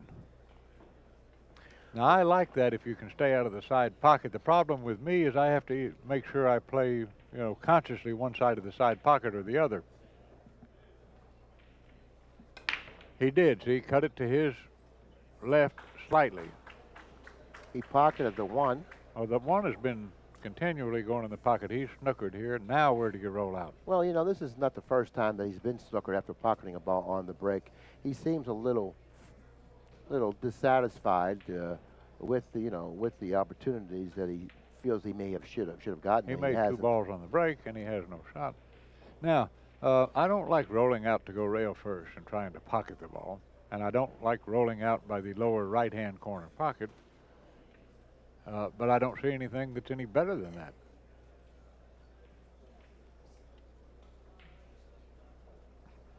He's going to have to go down by this lower right-hand corner pocket. That's his only reasonable option. Well, he's definitely at a disadvantage rolling out in this type of a situation, because I'd be really surprised to see Stalev not accept the rollout, regardless of where he pushed out. That's how much of a problem. Well, he's going to put the cue ball behind the 3, 6, and maybe even the 7. But he hit it too thick. He's going to let Kim hit this. Now, if I'm Kim, I'm just ecstatic that I can hit this ball. I don't care if I have a great shot. I'm delighted to not be snookered. But he's got a good shot here, Billy. These are winners bracket matches, as a matter of fact. And he's going to take a slight break as he waits for Scott Smith to announce a few things. In the prize money breakdown, the tournament pays through 64 places. But if you look at this, if he can roll that 2-ball in the pocket and get position on a 3 in the side pocket, the rest of the table, it lays pretty easy. Yeah, this 7-5 lead that Stalev has right now, it looks like it's going to quickly diminish somewhat here. It looks like the Davenport has a nice shot to start off with. The two. Well, this is a Davenport staple, this kind of shot. He's always smooth on this type of situation. I don't think I can ever remember seeing him miss one like this, and of course, as soon as I say that, he does. I'm sorry, Kim, I jinxed you. He hit it a little easier than I thought he should have. I would have taken a chance of not getting perfect on a 3-ball in exchange for being able to hit it a little more firmly. And another thing that was running through Davenport's mind after missing the ball was that, hey, listen, momentum now has swung in my way. Stalev seems a little flustered. He looks like he's made a couple mistakes the last couple of times he's been at the table. I have to execute and perform well at this time. It's crucial for me to do that. And what did he do? He ended up missing the 2, giving Stalev an unexpected opportunity at the table to start breathing again. You know, that's hard to take. Had an excellent opportunity to get right back into the match and maybe even been a favorite at 7-6 with the momentum. Oh, sure, sure. Now Stalev starts out with a routine shot with the balls laying nicely over the table. More of a gimme run out, you know, it's just like giving, in a sense, the match away. So. And he's back to kind of floating that cue ball around the table once again, effortlessly and beautifully, I might add. You know, when you have someone off balance, it's so important to keep them off balance, particularly if you're behind at a crucial point of the match. Yeah, and the last time Kim did this, Evgeny broke and ran out the next game, too. But Kim didn't have that easy of a shot to start off with the 2. Even though the 2 was closely positioned to that lower left-hand corner pocket, the distance and also the position of the cue ball in relation to the end cushion created problems for the Kim, which obviously we saw. Well, those kinds of shots, what I try to do when the cue ball is close to the rail is hit it with no English, a little firmer than what Kim did. And I just try to make the ball, and I'll take what the table gives me on that 3-ball. Yeah, that's an excellent point. Even though he shot it with the speed that he wanted to shoot it with in terms of playing good position for the 3, sometimes you have to, you know, give up a little bit of the speed in order to pocket the ball to stay at the table. Well, you got 5,000 square inches of playing surface. Sometimes a ball or 2 will be out of round, and funny things can happen when you roll balls. Yeah, and that was a time for him to pocket the ball. And notice once again, Stalev pocketing a ball on the break, ending up with a shot on the 1. Things are working out once again for Stalev, and Davenport in his chair really probably. This is the only problem, the 5-ball. But the 4-ball lays here. I suspect he'll try in a minute to get on this 4-ball where he can float over here and play the 5 in the side pocket. That would be my position plan. And I'm sure he's already decided how he wishes to do it.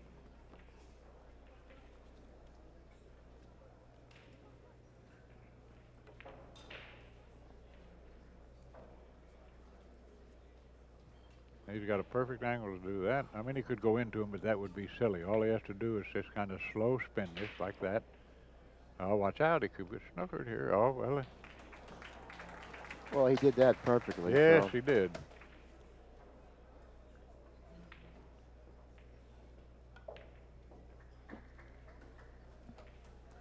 Well, yeah. Just like this, Stalev has taken command again, Bill, has he not? Well, it's going to be 9-5, Grady, raced to 11. Almost insurmountable. You know, Davenport, you know, looked like he was starting to get the momentum, and had he pocketed the 2, he certainly would have had it on his side. This match would have been really a toss of a coin. Well, from 6-7, of course, he's right into it. And as you suggested, he might have even felt like the favorite breaking the balls. Exactly. But that isn't the case. He ended up missing the 2. Stalev took advantage of the unexpected opportunity, running out that rack, breaking the balls, pocketing a ball on the break, and proceeding to run out the next rack, and now leads at 9-5. Davenport really frustrated in his chair right now. Well, now he has to hope against hope simply to get to return to the table.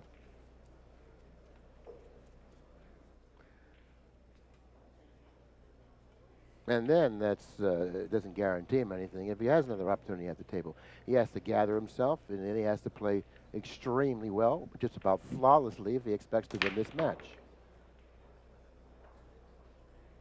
But stranger things have happened. All right, he's going to at least get to return to the table. Well, once again, Davenport, well, did he pocket a ball on the break? He made 2 balls on the break, but no, 1 ball. He snookered. Yeah. I didn't think he pocketed a ball on the break, and I was going to say Davenport once again steps to the table without a shot. But that's not the case. He did pocket a ball on the break. 1 ball on the break, excuse me, yeah.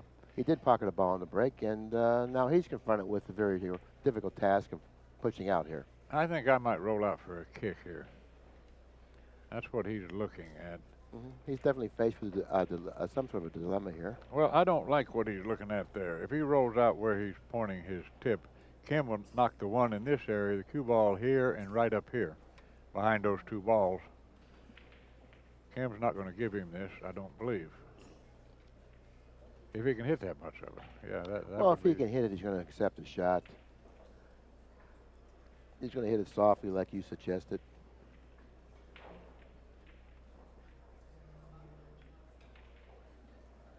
I don't like rolling out where I leave my opponent a cinch snooker like that. I don't think that that's good thinking. No, it's not, and that's where the inexperience of a young player shows up. But this young player is leading in the match 9-5. It's going to take more than that for him to lose. Yeah, but remember, my friend, as thrilling as it is to lead the likes of a Kim Davenport 9-5 is just as equally debilitating to lose a nice lead like that. That's no rail. Ball in hand.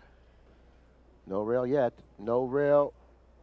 Yep. Oh, I don't know. I don't know. It looks like it's going to be a confrontation here. Well, we have the stern eye of the ACCUSTATS camera, so we won't have a problem. We can certainly replay this. But I can tell you from just 50 feet away that he did not get a rail. Can we get a close-up of the 2 in relation to the rail? Let's take a look and see if the 2 is frozen on the rail. If it's frozen on the rail, it's obviously he got a rail. Stalov's telling him in Russian, man, I got a rail. Okay, well, he can appeal this, and we can go to the cameras here because we have the ability to do that with the ACCUSTAT cameras.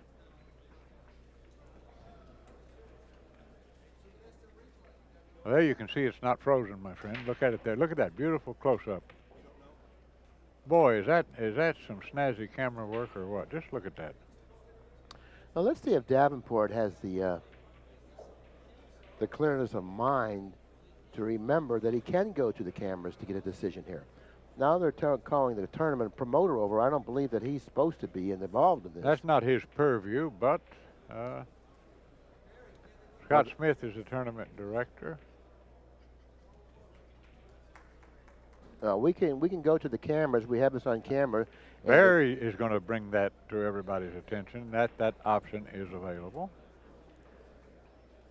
Okay, let's take a look. While they're staying there debating this, that'll give us an opportunity to go back. Let's go back and see if there's any way that we can take a good look at that particular shot.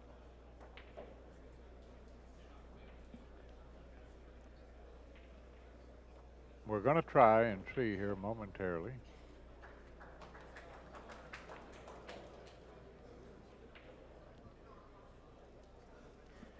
Now, the distance the table is from us, it's going to be very difficult for you or I to make a decision on this, even looking at the...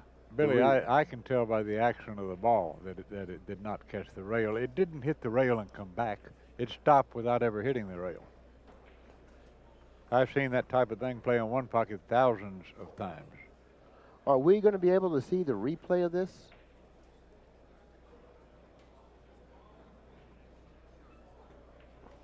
All right, we're going to take a look, replay, courtesy of ACCUSTATS Video Productions.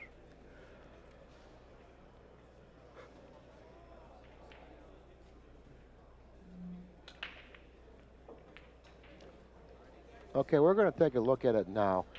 And I still think it's going to be quite difficult to make that determination. But the way Grady sees it, he says for sure that 2-ball did not reach the cushion because he could tell by the action of the ball. And considering his age, I can't agree with him. All right, there's the gently rolling 2-ball. Here we go. Now watch very closely here, folks. Watch closely. Did not hit. Well, once again, you know, I couldn't tell.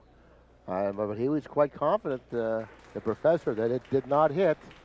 Let's see if anyone else is in agreement with him. If it's conclusive, obviously, it'll go to Davenport.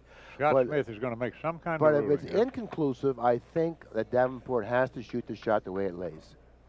Because it was his job to call the director over to take a look at the shot. So I wouldn't be surprised to see Davenport not get ball in hand. I don't think he's going to get ball in hand. Now, of course, the onus is on the non-offending player. In other words, if you don't have the shot watched, it's hard to call a foul after the fact if it is a questionable situation. Now, this is critical here, too, Billy, because with ball in hand, a great player like Davenport is going to be out 90% of the time in a situation like this. Without the ball in hand, he's got to make a hard shot on the 1 ball to begin with. Right. And the 2 to the 3 creates somewhat of a problem. With ball in hand on the 1, he can reposition the cue ball quite nicely for position 4, the 2 to fall nicely for the 3. He doesn't have that luxury now. He's trying to step to the table and shoot the shot that he's being dealt. No, he's got ball in hand. All of a sudden, there was a reverse of opinion here. What happened out there? I'm curious to know exactly what transpired. Maybe we'll get filled in on it forthwith. At any rate, as I suggested, this could be a match-telling situation. Yeah, I'm really curious to find out why the decision was called the way it was called. Maybe we can get Scott Smith up here to edify us. People who get cell phones, please turn them off or on silent. Thank you. Scott's coming up here as we speak. We'll find out what happened in just a moment. Okay, Davenport shooting the 2, playing position for the 3. You need to put that headset on, Scott, if you're going to tell us what happened. Davenport shooting the 2, playing position for the 3. But in the meantime, Scott, there was a lot of controversy down there. It was really unclear, even on the monitor, what Grady seemed to think it hit the rail, but it was unclear to me. Why did you render that decision? Why did you give the ball in hand to Davenport? Well, when I checked the monitor, Billy, it looked to me like the 2 didn't hit the rail. No, I said I didn't think it hit the rail. Yeah, I didn't think it hit the rail either. And when I went and checked it out at the table, it was maybe an 1/8 of an inch off. An 1/8 of an inch off. Yeah, it was pretty close. Well, if it's that far off the rail, then it was easier to tell if it hit the rail. Yeah, it was pretty easy. But right. I asked Stalev if he hit the ball to the rail, if it made contact, and he said he wasn't sure. Okay. I think he's a great sportsman, and he would have told us if he thought it didn't hit the rail. He would have copped to it, I think. But well, both of them are, and it's to your credit, incidentally, as doing your usual sterling job as tournament director, that it was brought to the attention that it could be looked at on the stern eye of the ACCUSTATS camera. I think that the deciding factor was the distance it was from the yeah, from the absolutely. Yeah, it wasn't. It wasn't anywhere close to being froze to the rail or anything. Plus the input, we without a referee right there in hand, we're allowed to take input from people close by and weigh it out, and it was overwhelming. It was a foul, and anyway, I think justice which I feel is a bad policy. Well, nice job. I think justice was served, pal. Okay. All right, thanks a lot, Scott. All right, bye. Stop we're up, just here to serve stop justice. Up anytime we nice ask to see you, Billy. Stop It's about up time you anytime get we into ask town. you to, okay? Okay, we're going to play some bar table 8 ball at the end of this? Oh, you know it. Oh, yeah, baby. Bye. Now here come up 1 rail, I think, and just missed the 9, like this. Good shot.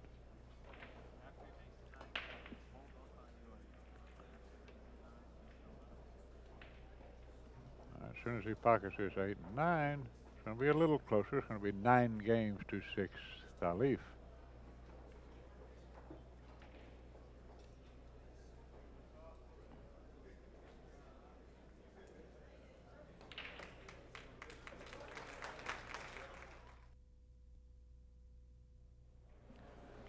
Well, that nasty situation has been handsomely resolved, and we're back to live action.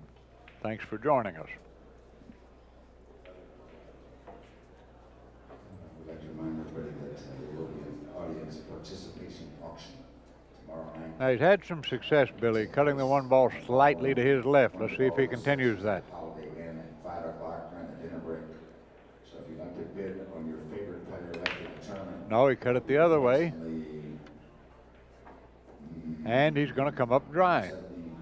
He certainly is, and well, he really hasn't given up a shot here, Grady. Tomorrow night, the audience participation auction at 5 o'clock in the Holiday Inn. Well, he's got some nice safeties here. I like putting the cue ball behind the 2 ball and the 1 up around the 3, just like this. That's a good shot. I don't know. Did he get it behind the 2, or is there a little gap there that he can shoot and hit the 1? As I view it on the screen, it doesn't look like he has any gap area, but I could be mistaken. deceptive sometimes. We'll know in a moment. He's looking at going 2 or 3 rails. Now, what do you like here, 2 or 3? I kind of like 3. Yeah, I like 3. Too. Better control of the cue ball. Cue ball into the 3 ball, perhaps. A lot of good things can happen. Well, Evgeny has a cross-corner bank on the 1, or he's got 2 or 3 reasonable ways to play safe. What's your choice here? Well, if he doesn't go offensively here, I really like going this way over here and end up here, utilizing all these balls as interfering balls. Yeah, that's a great selection. If he doesn't have an offensive shot, I really like that shot. It's really he doesn't have a natural angle for the free bank on the 1 that carries with it position on the 2 ball. So the safety's the best shot, and he picked, but he's not going to get him, is he? Yeah, I guess he is. Okay. That's a good shot. He just had too much going for him on that particular shot. You know, he had 4 balls there as potential interfering balls, and it's hard to. Now he has to just miss the 2 ball after he hits the first rail, or he's not going to hit this 1 ball. Let's look at it on the screen there. I think he has to just miss it. In other words, when he comes down here like this, he's got to just miss this ball in order to hit that 1 ball. Yeah, so he really doesn't have much margin for error on this shot because he's going to lengthen out on them. I don't even know if he can do it. He's going to look at going 1 rail underneath the 8, but that's a hard shot because he has to draw it a little bit.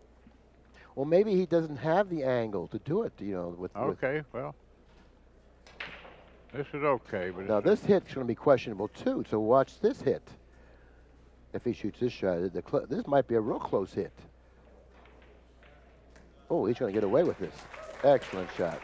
Well, Billy, I stand just speechless. That's one of the greatest shots I've ever seen under pressure. What a nice choice. 9-6 in favor of Stalev at the table without a shot on the 1, but he can hit the outside of the ball. And look, it bypassed the 8, creating problems for Davenport. Can Davenport see the end of the edge of the 1 ball? Yeah, and if he can hit this thinly, he's got those 3 balls to leave the 1 ball behind. That softly, being he must hit it softly. The 6, 7, and 8. Yes, softly and thinly. Okay, well, he may have hit it too hard, you see. Now he's lost the market on the safety. Now he's allowed to leave at the table. Is the 8-ball billiard on? It could be. But he's not going to even look at that. But the cross-side bank is on. Watch the cue ball. Watch the cue ball. Oh, my. He body English that out of the pocket, a la Mike Siegel. Now, meanwhile, Billy, you can't get on the 3 ball here comfortably at all unless you just completely roll this ball. Yeah, that's what he's going to do. He's going to just softly roll it in and accept a long shot on the 3. Now, that's too hard. Nope, it's not too hard. It's okay. Yep, that's a good shot. Now, the 3 to the 4. He's not going to have much margin for error on that. Well, the 4 is by the foot spot. This is okay. He can go right underneath the 8 ball and down towards the end rail up there. I believe that'll be his selection. Yeah. He would like to go toward the 8 without hitting the cushion. No, he's going to hit the cushion. I think he's Yeah, well, he definitely will have to hit the cushion, but you want to favor going toward the 8 because that way you execute the shot much better and more often. You know, you got to put more draw on this than you think you have to, because if he doesn't, he may run into the 8 off the cushion and scratch. You want to, you want to go toward the 8 if possible. The angle doesn't look that severe. I think all he has to do is play to overcut this. So he's going toward the 8 like that. Yeah, that's a good shot. Yeah. Now, if he got straight in exactly, he may have to play the 6 ball in the lower right-hand corner pocket. He's going to take a look at that. Yeah, that's what he'll do. There's no reason why he should run a risk of getting himself hooked or coming up with no shot at all when this is. What did he do there? Well, I don't know. But if I'm Kim Davenport, I just don't believe it. Look at Kim. He must have miscued. He must have miscued. He miscued. Yeah, he miscued there because he had to play position for the 3 like Grady suggested in the lower right-hand corner. He didn't even do that. And he missed a routine shot, a shot that he would make 99 out of 99 times. He missed it. badly. Yeah, so he must have miscued. He did. Yeah. Well, sometimes the most inexplicable of things occur, and the cries of anguish can be clearly heard miles away. Just kidding about that, but strange things happen at this sport. No, yes they do.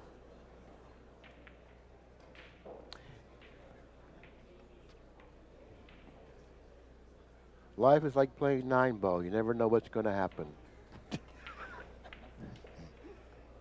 Well, it's just like marriage. You don't know what's going to happen there either.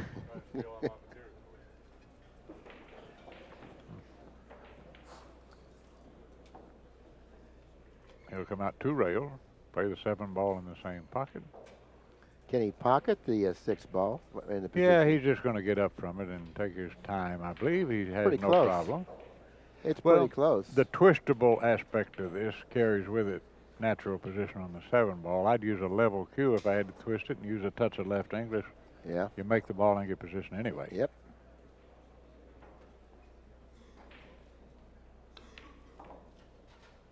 Well, he elected to draw it. Well, obviously he had more room than neither you or I. Well, I didn't think he had it. I thought he had a perfect angle. It's just a question of whether he preferred to draw it or to follow it.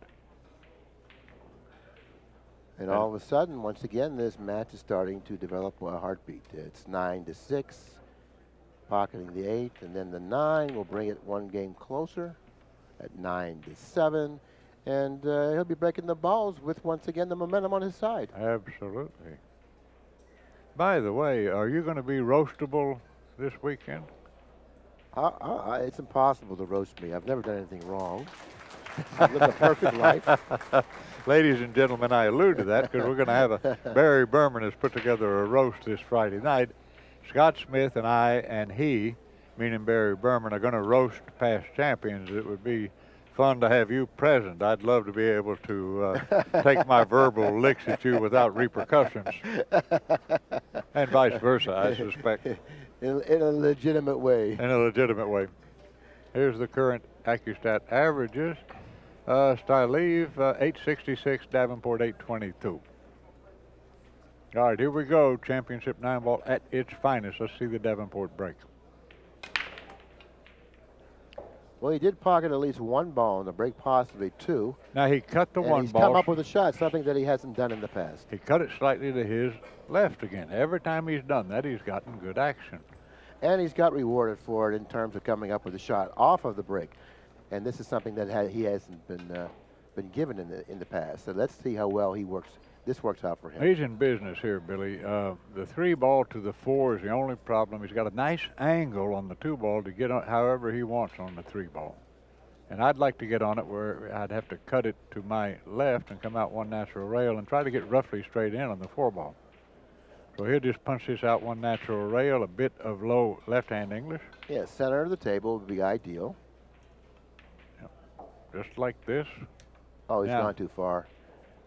Well, I don't think he has. He can pull this above the side pocket. Well, he can, but it's not natural. He wanted to end up where it would be natural to stay away from the side pocket. Now he's going to have to hit it a little bit harder than he wants to hit it, you know. And he actually got himself a little bit out of line. I'm not saying he can't deal with it, but there's certainly a lot better places to be.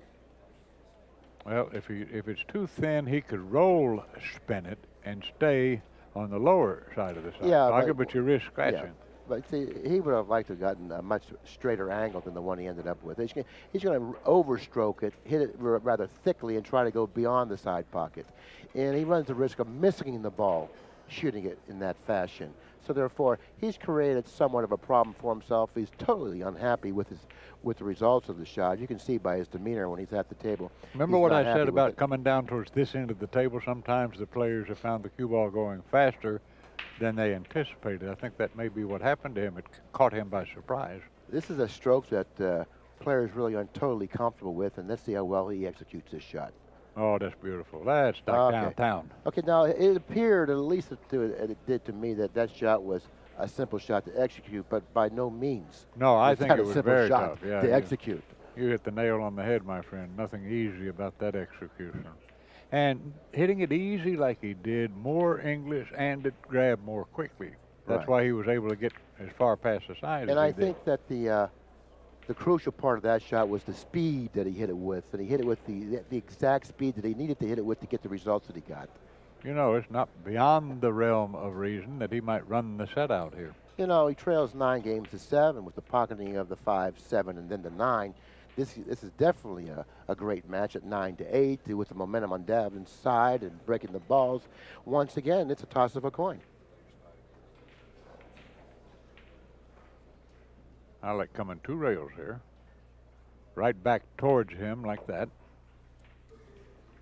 And he's in business, and he's going to trail by only 1 game. Yeah, coming off that second cushion keeps you on the ideal angle to pocket the 9, which he's done quite nicely, and he's pocketed the 9. Now the match is 9 games to 8. And who do you make a favorite from here? Well, the players who won Player of the Year over the decades at 9 ball have been guys who every time they got within 2 games or 3 games of winning the match were usually out. You remember that year Wade Crane won it in '85? Every time he got within 3 games of winning, he was just flat out. Ran 9 racks in the finals against Buddy Hall. Wasn't that amazing? Perfect he shot 1,000. A perfect 1,000 on the total performance average. Yeah. Great performance by Wade Crane, who's not with us at this tournament. I don't know why. It would have been fun to have him around this week. All right, here we go. Doesn't get any better than this, my friend. Okay, now he's been executing the break well. He's pocketed the balls on the break. The last 2 times he's broken the balls. Let's take a look. It doesn't look like he's going to get rewarded. But and again, Billy, he cut the 1 ball to his right. That's 4 times he's done that. He's come up dry all 4 times. Well, Stalev actually has a good opportunity to masse the ball over to here, and then down to here somewhere with the cue ball.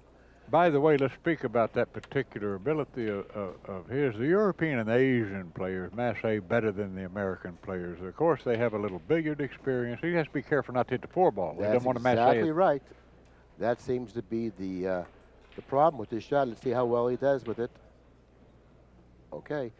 Well, it looks like he's given Davenport a shot at the 1. Whether or not he can pocket the 1 remains to be seen. Well, I wouldn't care if I'm Kim. I'm just delighted I can see any part of it.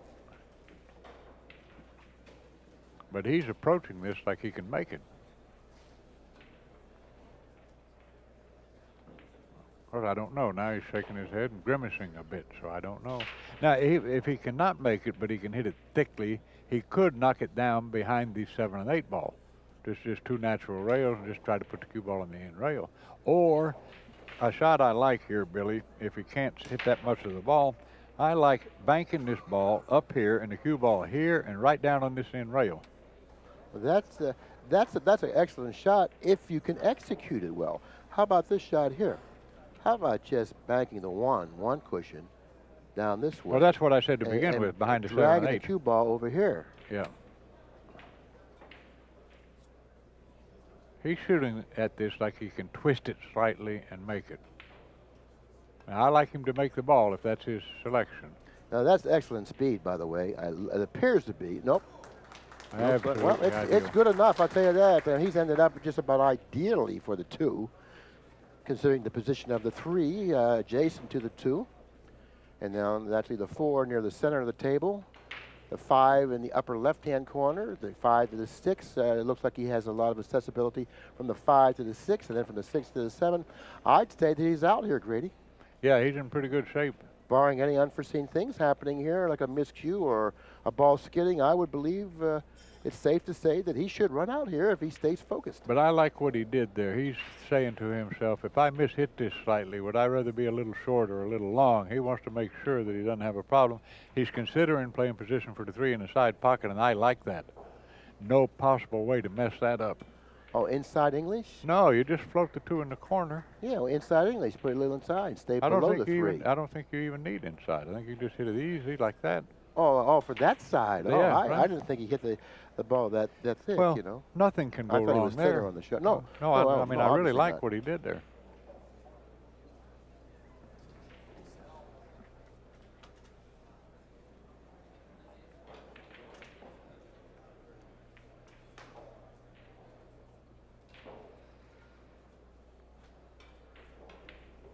Four in the same pocket, maybe, if He's studying it a minute. Looks like he has a slight angle on this shot, Grady. He can't stop, so he's going to have to float down and play the 4 for the side, like you said.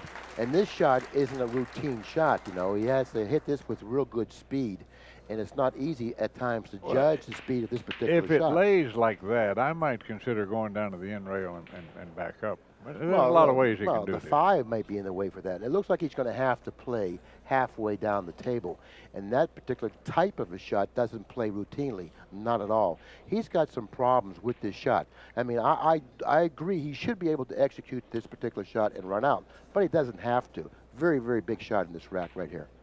You know, another thing you can do, Billy, this is one of my better shots. I have ones I do badly. You can draw it here and back out here. That's one way you can do it. Excellent observation and good choice. See, now he's going to have to hit this with good speed. Now that shot, once again, wasn't as easily executed as he made it appear, because that shot plays rather tough at times. Now he struck it perfectly. Now what I like to do here is 1, 2, making sure that when I come out here, I stay below the 5 ball so that I can come down here for the 6 ball. Yeah, good point.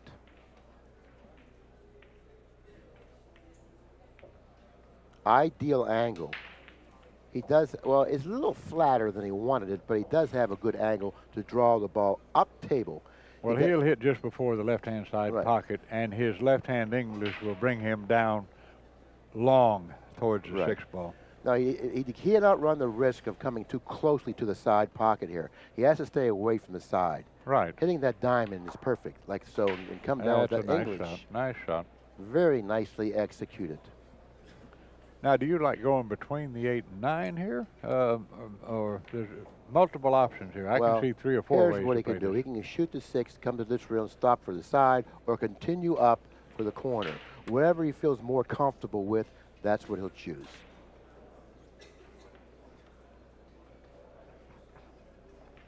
So those are obviously the 2 options he has available. And let's take a look to find out. I don't see him going multiple rails here. Is he too easy to mess it up? No reason. I look for him to go 1 rail playing position for the 7 in the same pocket. He looks like he's loading it up, going 2 rails around the 8. I don't know if that's advisable to do that, unless the angle that he has will put him too close to the 9. Yeah, that's what he did. Okay. Yeah, that's what he did. Well, evidently the 9 ball was more in play than I thought from my vantage Well, that's point. why I thought it looked a little funny. If he hit the 9 as he came off 1 rail, that would be disastrous. Yeah, it could have been disastrous, right. I didn't think it was in play. At any rate, Billy, our score is going to read 9 games each, and has become ever more scintillating as we speak. Right, and at one time in the match, it was a 7-3 match, and Stalev did something that he shouldn't have done, allowed Davenport back at the table, and what happened? It's 9 games apiece. Davenport with the break, and obviously the momentum. You remember how you and I were speaking in private about the importance of understanding the value of momentum changes, too, and certainly that's been ever evident in this match. It certainly is, you know, and, you know, you and I are both in agreement with this. 9 ball is definitely a game of momentum because it was such a volatile game that so many unforeseen things happen, and which actually consequently changes the momentum. And you have to be an experienced player to understand it and deal with it. Here's the new averages: 857 for Stalev, 857 for Davenport. And what's the score? And we're tied up. 9 games apiece. Games each. So this has been really been a competitively match from that standpoint. Not a particularly well played match, but you know that both players have had their spurts and have played extremely well. Kemp's going to have something corrected on the Davenport's the player, obviously, with the momentum, and he seems to be the one with the better speed at this point of the match. So I look for Davenport to go on and win this match. Well, I don't know how you feel about it, Billy, but for me, that's the worst kind of unforced error, is a miscue on a simple shot. All Evgeny had to do was to draw the cue ball back like 6 inches. I mean, he's straight in on that shot, and you wouldn't think that you'd miscue on that type of shot, would you? Unless he got just too far underneath that cue ball, but he didn't. But from the angle that he left himself with it didn't appear to me that he needed to get that far or deeply underneath the cue ball to execute that particular shot and get the results that he wanted.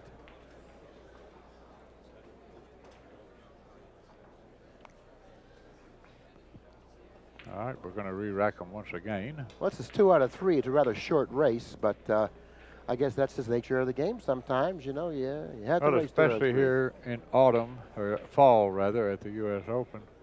I've grown accustomed to being here this time of year, every year, and it's a lot of fun. And the pool fans are knowledgeable. They know their 9-ball. And it's a great venue to ply your trade. We'll get right here in just a moment, and we'll be off again. Oh, there's a song about that.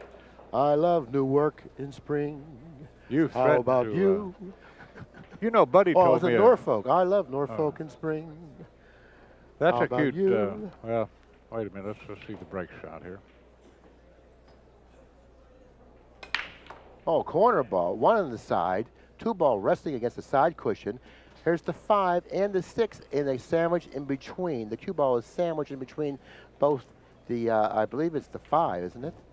Yeah. Now, where are you? And the 6. Where are you going to roll here, my friend? This is a tough lie of ball. I'll tell you where I like rolling out to here, and I'd be interested in your opinion.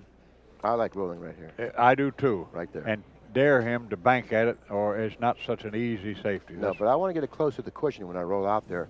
I don't want him to have the ability to dig underneath the cue ball, sending it in this fashion over here. That's what I don't want. I want to get it close to the cushion. I don't want to roll out adjacent to the 2, which will give him more ability to get behind the 5-6. I want to roll up a little high on the 2. And if I have to hit the 4 to do it, and if I have to move the 4 to end up here, I'll do that.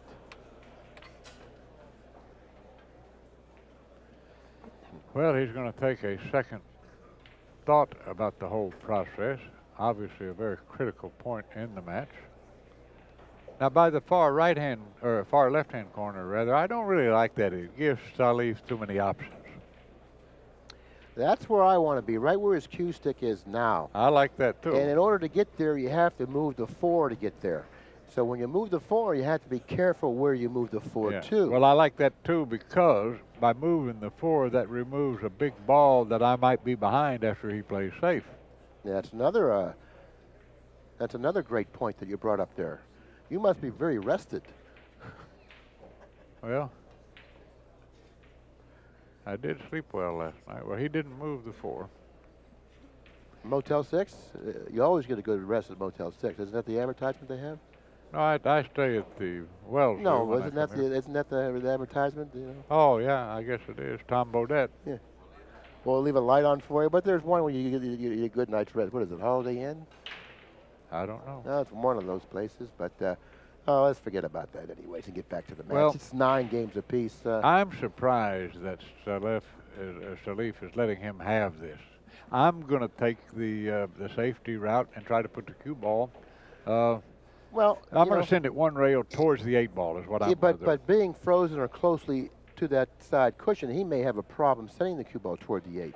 It goes naturally there. All he's got to do is just the slightest little bit of left English. Well, if it goes naturally toward there, Stalev would have taken the shot.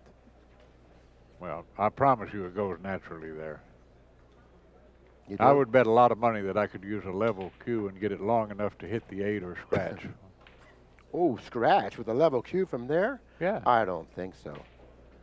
You know, you're not going to be able to put much English on the ball considering the position of the ball in relation to the cushion. I don't think so. All right, let's see. He's using a nice level cue, so that aspect of it exactly went right towards the 8, like I said. Well, yeah, it did go toward the 8, but I think he made a bad choice in passing that shot. I didn't think it was that tough a safety. Okay, well, it turned out that you were exactly correct, and Davenport hit it probably as well as you could hit it. Well, I like also, Billy, being in control of my own destiny. Tied up 9 apiece in a wonderful match. I don't like the guy snookering me like this. I'd rather do my own stuff. Match is tied 10 games apiece. Race to 11. Willingham for Travis Amber, please. Santos and Bauman Jr. Table number 15, 10-10. Well, this is interesting. I don't know if he can twirl it or make it, but he's got a bank shot, or he could play safe. Oh, if he's got a bank shot, I'd be surprised not to see him opt to go for it. But it looks like from what he's looking at now, he's looking at possibly cutting it into the corner pocket, which he'll have to masse it slightly in order to do that, it looks like. Well, he has to turn the cue ball loose a little bit. He could end up snookered, couldn't he? Well, he could, but if he masses it in, I think he'll get around the 9 with the cue ball. But the bank seems so appealing to me because you have all those interfering balls with the 3 and the 7. Yeah, I like the bank too because he could just stay down there on the end rail. Got a lot of stuff to get behind. Now, when you're confronted with a situation like this and you go for the bank, it's advisable to play cue ball on the bank more so than object ball. So therefore, if he's really undecided whether or not he has enough room to pocket the 2 straight in, he should bank it. And if he banks it, he should play cue ball. Remember, this is very important. It's crucial to play cue ball on the shot, not the object ball. But also, I'd rather hit it a hair thick than a hair thin, the bank, if I don't make it.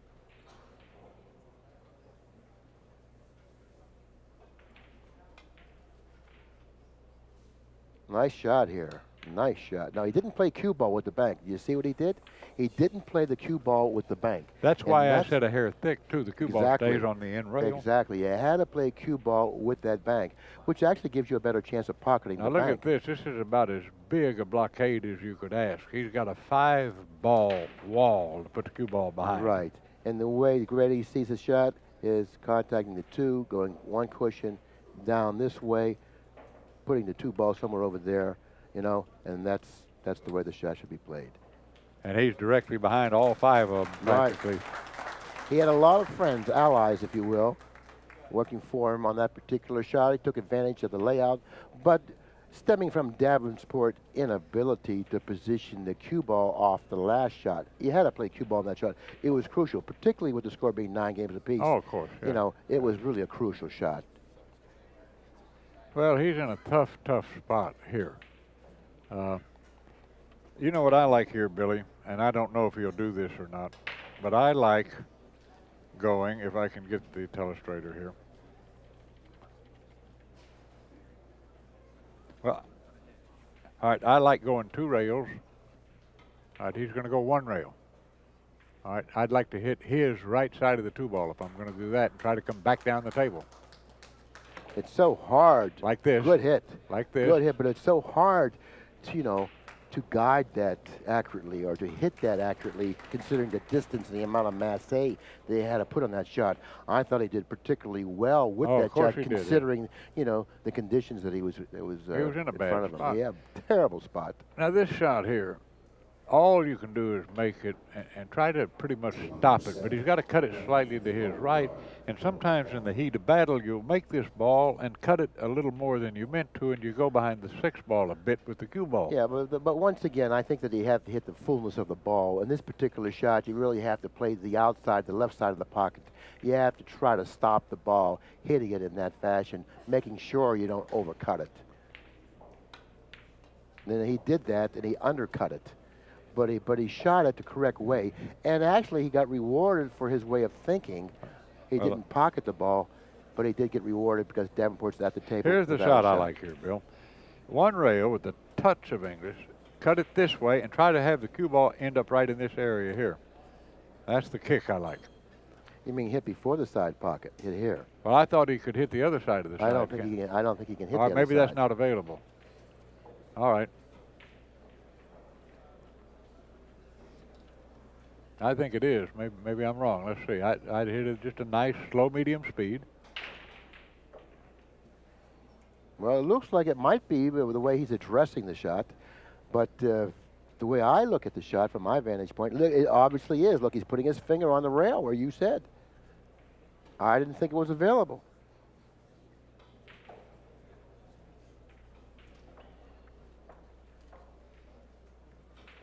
Well, he's got multiple things good that could occur here. He could make the ball. The 7 ball or the 8 ball could stop the forward progress of the cue ball. The 2 ball could end up on the end rail.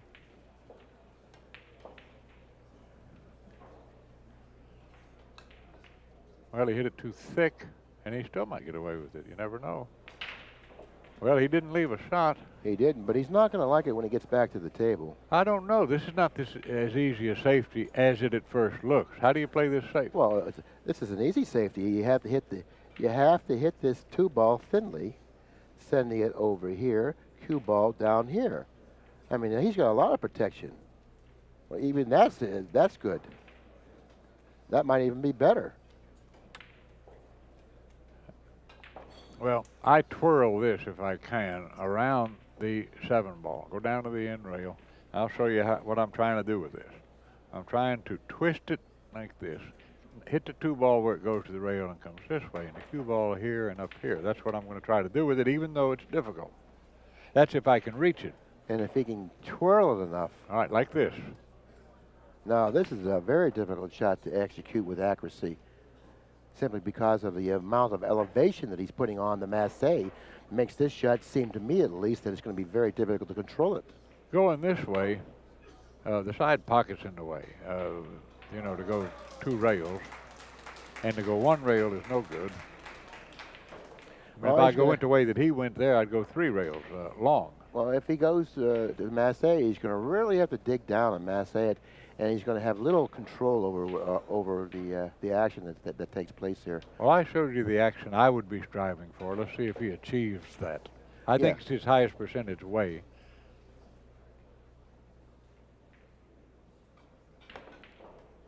Just like that. Oh, great shot. I'm talking about a great shot. I expect to be called Mr. Mathews when I make a call like that. That was a great shot, because from the position that he was in, getting the results that he got was really a lot to ask for, which he did get. And now it looks like he may get rewarded for it, Grady. He may have a channel between a window between the 6 and 7. Would that be remarkable, my friend, if he did? Well, if he doesn't quite have a window with the cue ball almost frozen to the rail, do you take the liberty of jumping between there? What a great shot that would be. I think you got to take a chance, you know. I don't know exactly what he can see, if anything, from the position that he's in. Maybe he can bank the 2. Yeah, right. That'd be a good shot if he could. Maybe he can bank the 2, you know, but that doesn't carry natural position. I wouldn't care about that. I'd be happy that I could just bank it and get it down behind those balls. I wouldn't bank it to make it. I'd bank it just to play cue ball. And what I mean by that is that I would bank it. You know what I like about one of them? Cue ball down here, utilizing these balls right, here. Exactly. This is kind of like a Civil War battle. I love a great safety engagement. You could almost put your troops on the field, you know, the blue and gray, etc. And we've had that in this particular game. Now he has to worry about the scratch on the other corner if he's up in the bank this. Oh, he miscued. He had a miscue there. He miscued. Well, you know, that's what got him back into this match, a miscue by Stalev. Well, he returned the favor, miscuing in game number 19 with the match tied up at 9 games apiece. That's a brutal way to go down. He got a little careless here. He can come out 1 rail here, but he doesn't have the greatest angle.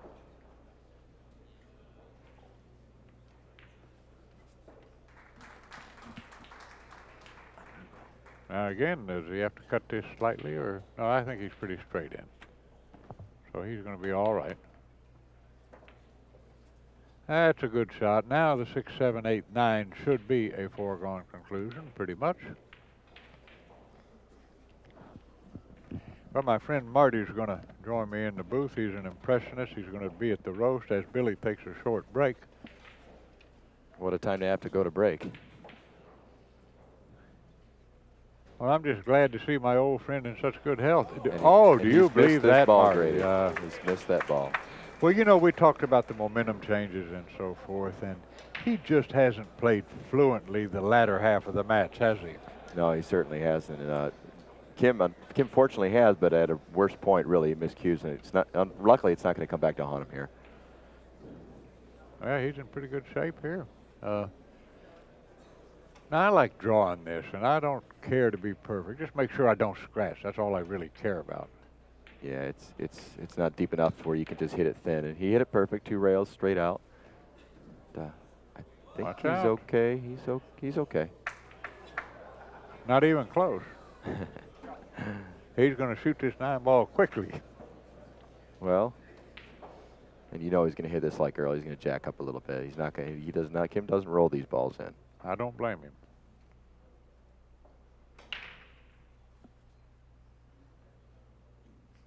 And haven't seen him miss too many. Oh. Okay. Well, 10 games to 9, Davenport. As my good friend Grady Mathews once said, thus far this historic match, we've witnessed a gamut of emotion, the gamut of emotional distress, and were we perhaps in another arena, the cry of anguish would clearly be heard miles away. Yeah, that sounds starkingly familiar. Oh, it is. Oh, I'm going to look forward to that roast Friday night. That's going to be much fun. I'm looking forward to it. Unfortunately, I'm going to have to call my boss and get it one more day off, actually. Look at that, the eyes, the expression on his face. He's got to really be hurting. Well, I couldn't be more surprised. Billy and I touched on this a couple of times too, Marty. He doesn't have the major tournament experience of a Kim Davenport. You notice how Kim got up a couple of times from each of the last 2 or 3 rough situations he's been in. Had Stalev done that, this match would probably already be over and he would have notched a victory. I agree. I mean, in both times, Kim executed properly and successfully on that. Right. It's never a bad thing to do. No, absolutely not. There's a reason you step up, you know. Let's talk about where to order this great product or any of a host of quality ACCUSTAT tapes and other products. You have simply to call 1-800-828-0397. Nice crowd in attendance here tonight after a bit of a sparse attendance in the afternoon. Yeah, I was thinking maybe it, you know, maybe whatever just wasn't going to be a big year, and they said sure enough it'll fill up, and it sure has tonight. Here he goes from the side break again, which has been pretty successful. He's not getting good rolls off the break, though he's making balls. And this isn't going to be any different. He's made a ball. He's pocketed the 8 ball. And well, this is pretty simple here, Marty, in my view. He only has one intelligent shot. That's to knock this down here, the cue ball here, and back down in this range here. Right, exactly. You don't want to go probably too far down here to the light because you don't want to leave an opening. But yeah, it's a kind of a hanger. Thank you for joining me and giving me a little assistance. Well, Billy's come back. I look forward to doing one of these with you in the very near future. Thank you very much, Grady. And I'll see you Friday night, my friend. Okay, I hope I didn't miss much. Well, you missed an interesting thing. Evgeny missed an easy 8 ball. Now Davenport leads 10-9. I mean, there was a shot that I'd venture to say that you could make 90% of the time, maybe even 95%. What do you attribute to something like that? What do you think happened? I think it was what you and I touched on. I think he lacks the major tournament experience of a Davenport, and I think that won't happen for long. I think he'll lick his wounds if he ends up losing this match and say, well, I won't be doing that anymore. And Marty and I talked about how Kim intelligently got up and rethought tough situations. He did it 2 or 3 times. And each time was successful in his effort. Well, he's done that several times in this match already, you know, gotten up from the shot when he wasn't totally comfortable with it.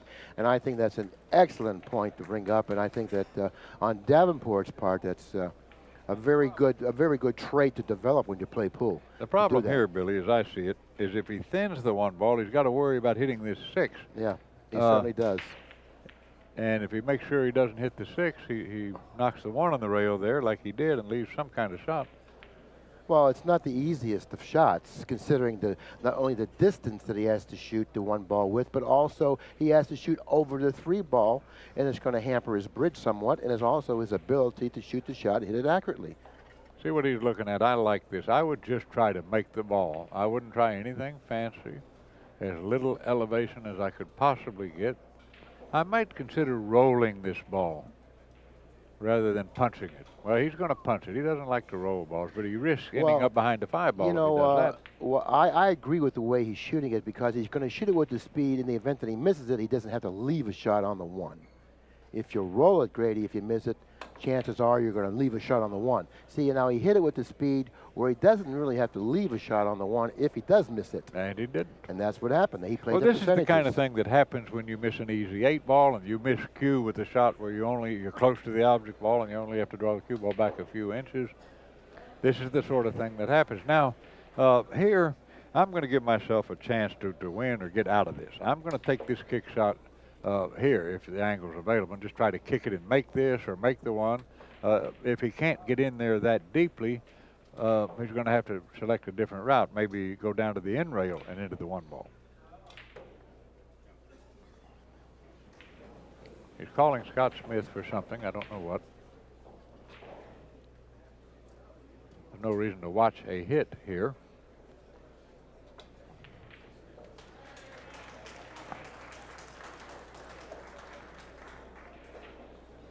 Now, this is what he should have done, in my view, 2 or 3 times earlier in the match, is get up and look at it again and again. Oh, he could hit that ball. I thought he was snookered.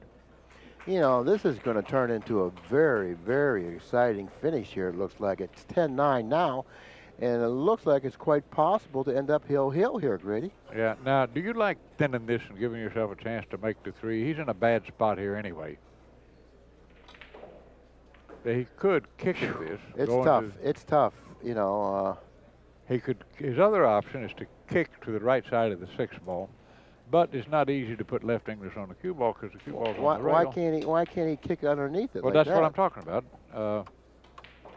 He's going to think about it a minute. Okay. What I was looking at, he could kick underneath it. Yeah, but that's the 2 and 5 balls are what the 1 ball figures to go into. Well, you know, I think he's actually more sure to hit the 1 ball with this type of a kick. I'm going to give myself a chance. Who knows what's going to happen here? I'm going to try to thin it. All right, here we go. He's going to take your shot, I believe. You know, it's important for him to hit the 1 ball here. He leads 10 games to 9, and what he doesn't want to do is give Stalev ball in hand. Well, that's right. Anything good could happen if he at least hits it. Exactly. Right. So therefore, you know, play the percentages here. You lead by 10 games to 9. Figure out the easiest way to hit this ball. If you run a risk by choosing another route, don't choose it. Go the easiest route to hit it. Maybe something good will happen.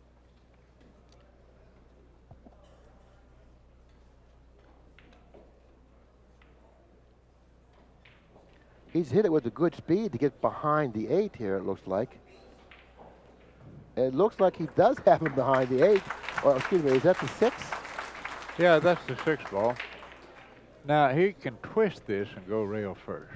He would want to shoot it easy. You know, a lot of good things can happen for him on this shot. He can hit rail first, setting the cue ball here, and back of these balls here. I wouldn't hit it that hard. I'd be happy to get the cue ball down to the end rail here. I just try to make this ball. And if I didn't make it, I'd be happy if it ended up back about where it is now. Well, he's going to go forward with the cue ball, isn't he? Yeah, I'm talking about the 1 ball, not the cue ball. I like this here, just going down to the end rail. Now he's got a nice angle to cut the 2 ball in the corner and play position for the 3, which is on, you know, up by the far left-hand corner pocket. Now I like this. Elevate it slightly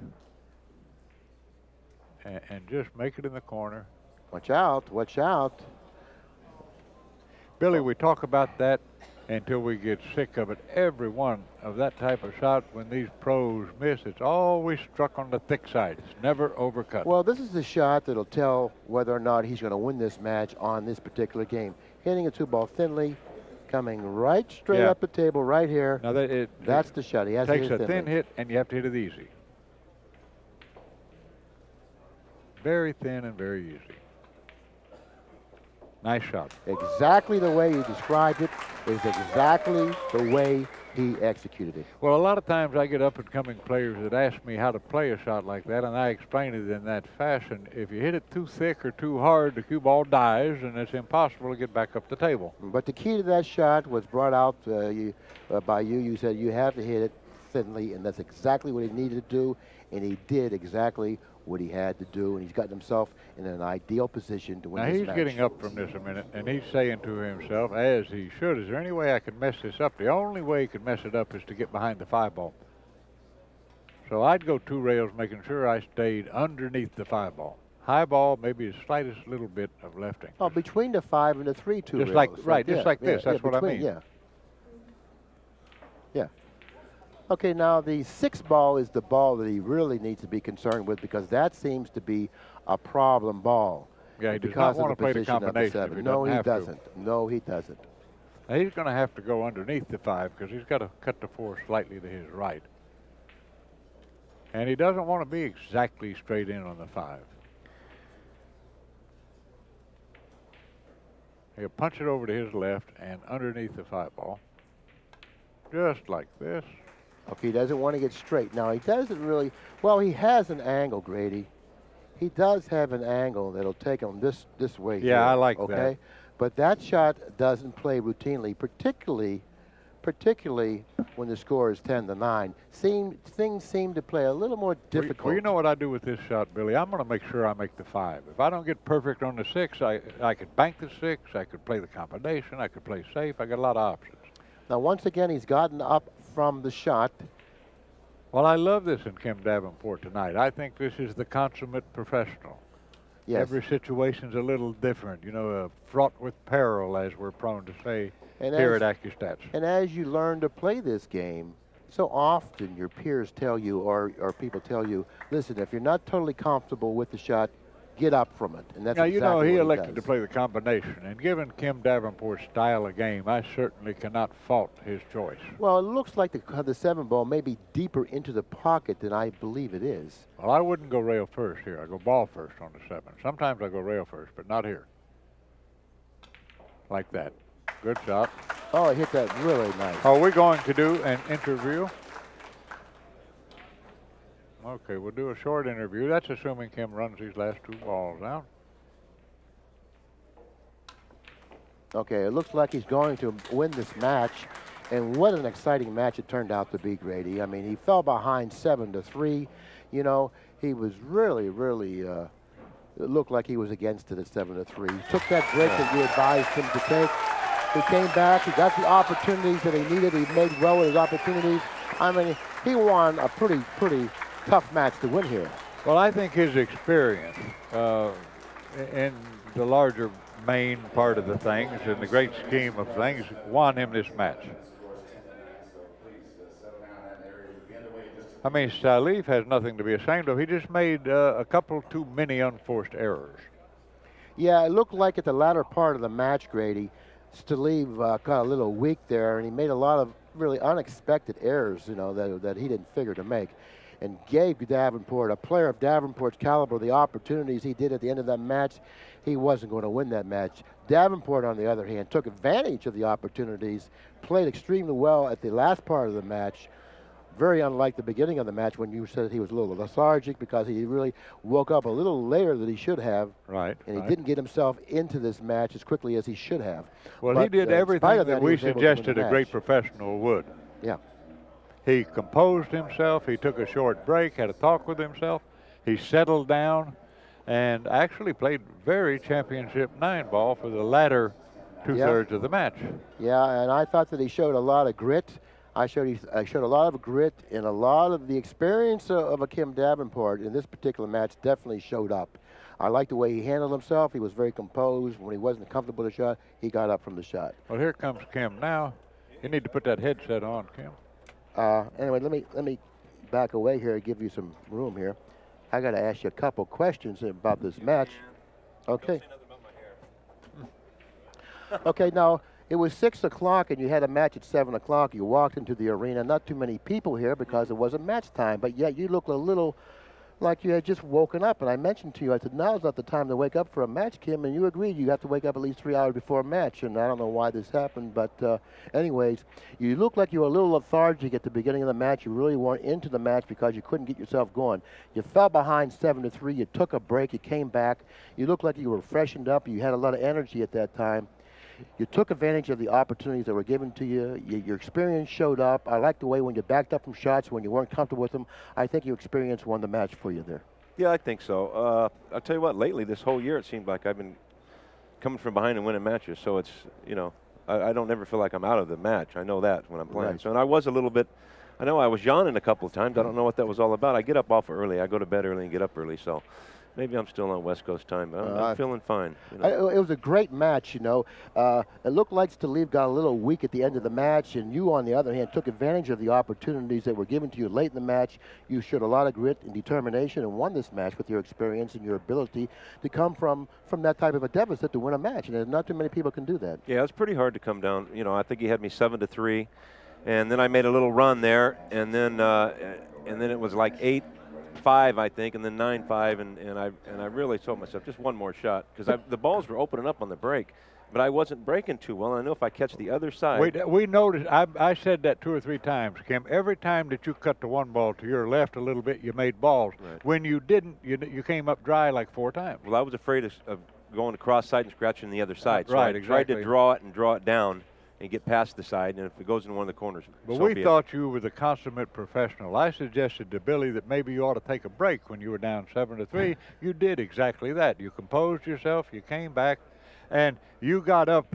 Every time you were in a delicate spot, you got up and rethought it. At each of those occasions, you did a successful shot, and that's what wins matches. Right. He was a little nervous and inexperienced. You know, I'm sure he'll rethink this match lots of times and correct his mistakes and probably be a bit tougher in the future. Not that you need that, right? Well, he had me 7-3 down in Reno, the tournament that I just won in June, and he was and I came back and beat him. So really? Going to 9. So I don't know if that might weigh a little something on it. I think things like that do weigh on do. someone's mind because, you know, we all have good memories, particularly when we're in a situation very similar to one that we were in before. We say, oh, I've been here before, you know, I've seen this happening, you know, and then it turns into like a nightmare. Well, especially when you lose. Yeah, that's what I'm saying, Yeah. you know. But, you know, nevertheless, you played well when you had to play well at the end of the match, you know. Yeah. At the beginning of the match, it was a little rough on you, but at the end of the match, you came through when you had to come through, and that's what counts. That is what counts. That's what counts. Well, you were my pre-tournament choice to win this star-studded affair, Kim. Thanks for another championship performance from all of us at ACCUSTATS and the viewers who will purchase this tape. Good luck, and we'll look forward to doing more of your matches. Thank you very much. Congratulations, Kim. It's been a pleasure. Thanks a lot. Very nice shooting. Thank you. Thank you very much. Good luck in the future. And Billy, my friend, it's been a pleasure working with you. I've already informed the nice folks where to obtain this quality product or any others. Do you have anything else you want to add to the festivities? Well, I think you've said about all we can say right now. You know, once again, it's been a pleasure working with you, Grady. I thought we played was a great match. It was thoroughly enjoyable. Well, it was fun working with you. You're a knowledgeable, personable guy, and I've kind of missed being in the booth with you. So it's been a lot of fun. Hey, thanks. So thanks. I look forward to doing more with you too. All right, thanks a lot, Grady. So for you viewers out there who have watched this match, give Pat a call, 800-828-0397, and ask for other matches of equal importance and entertainment. So give him a call, 1-800-828-0397.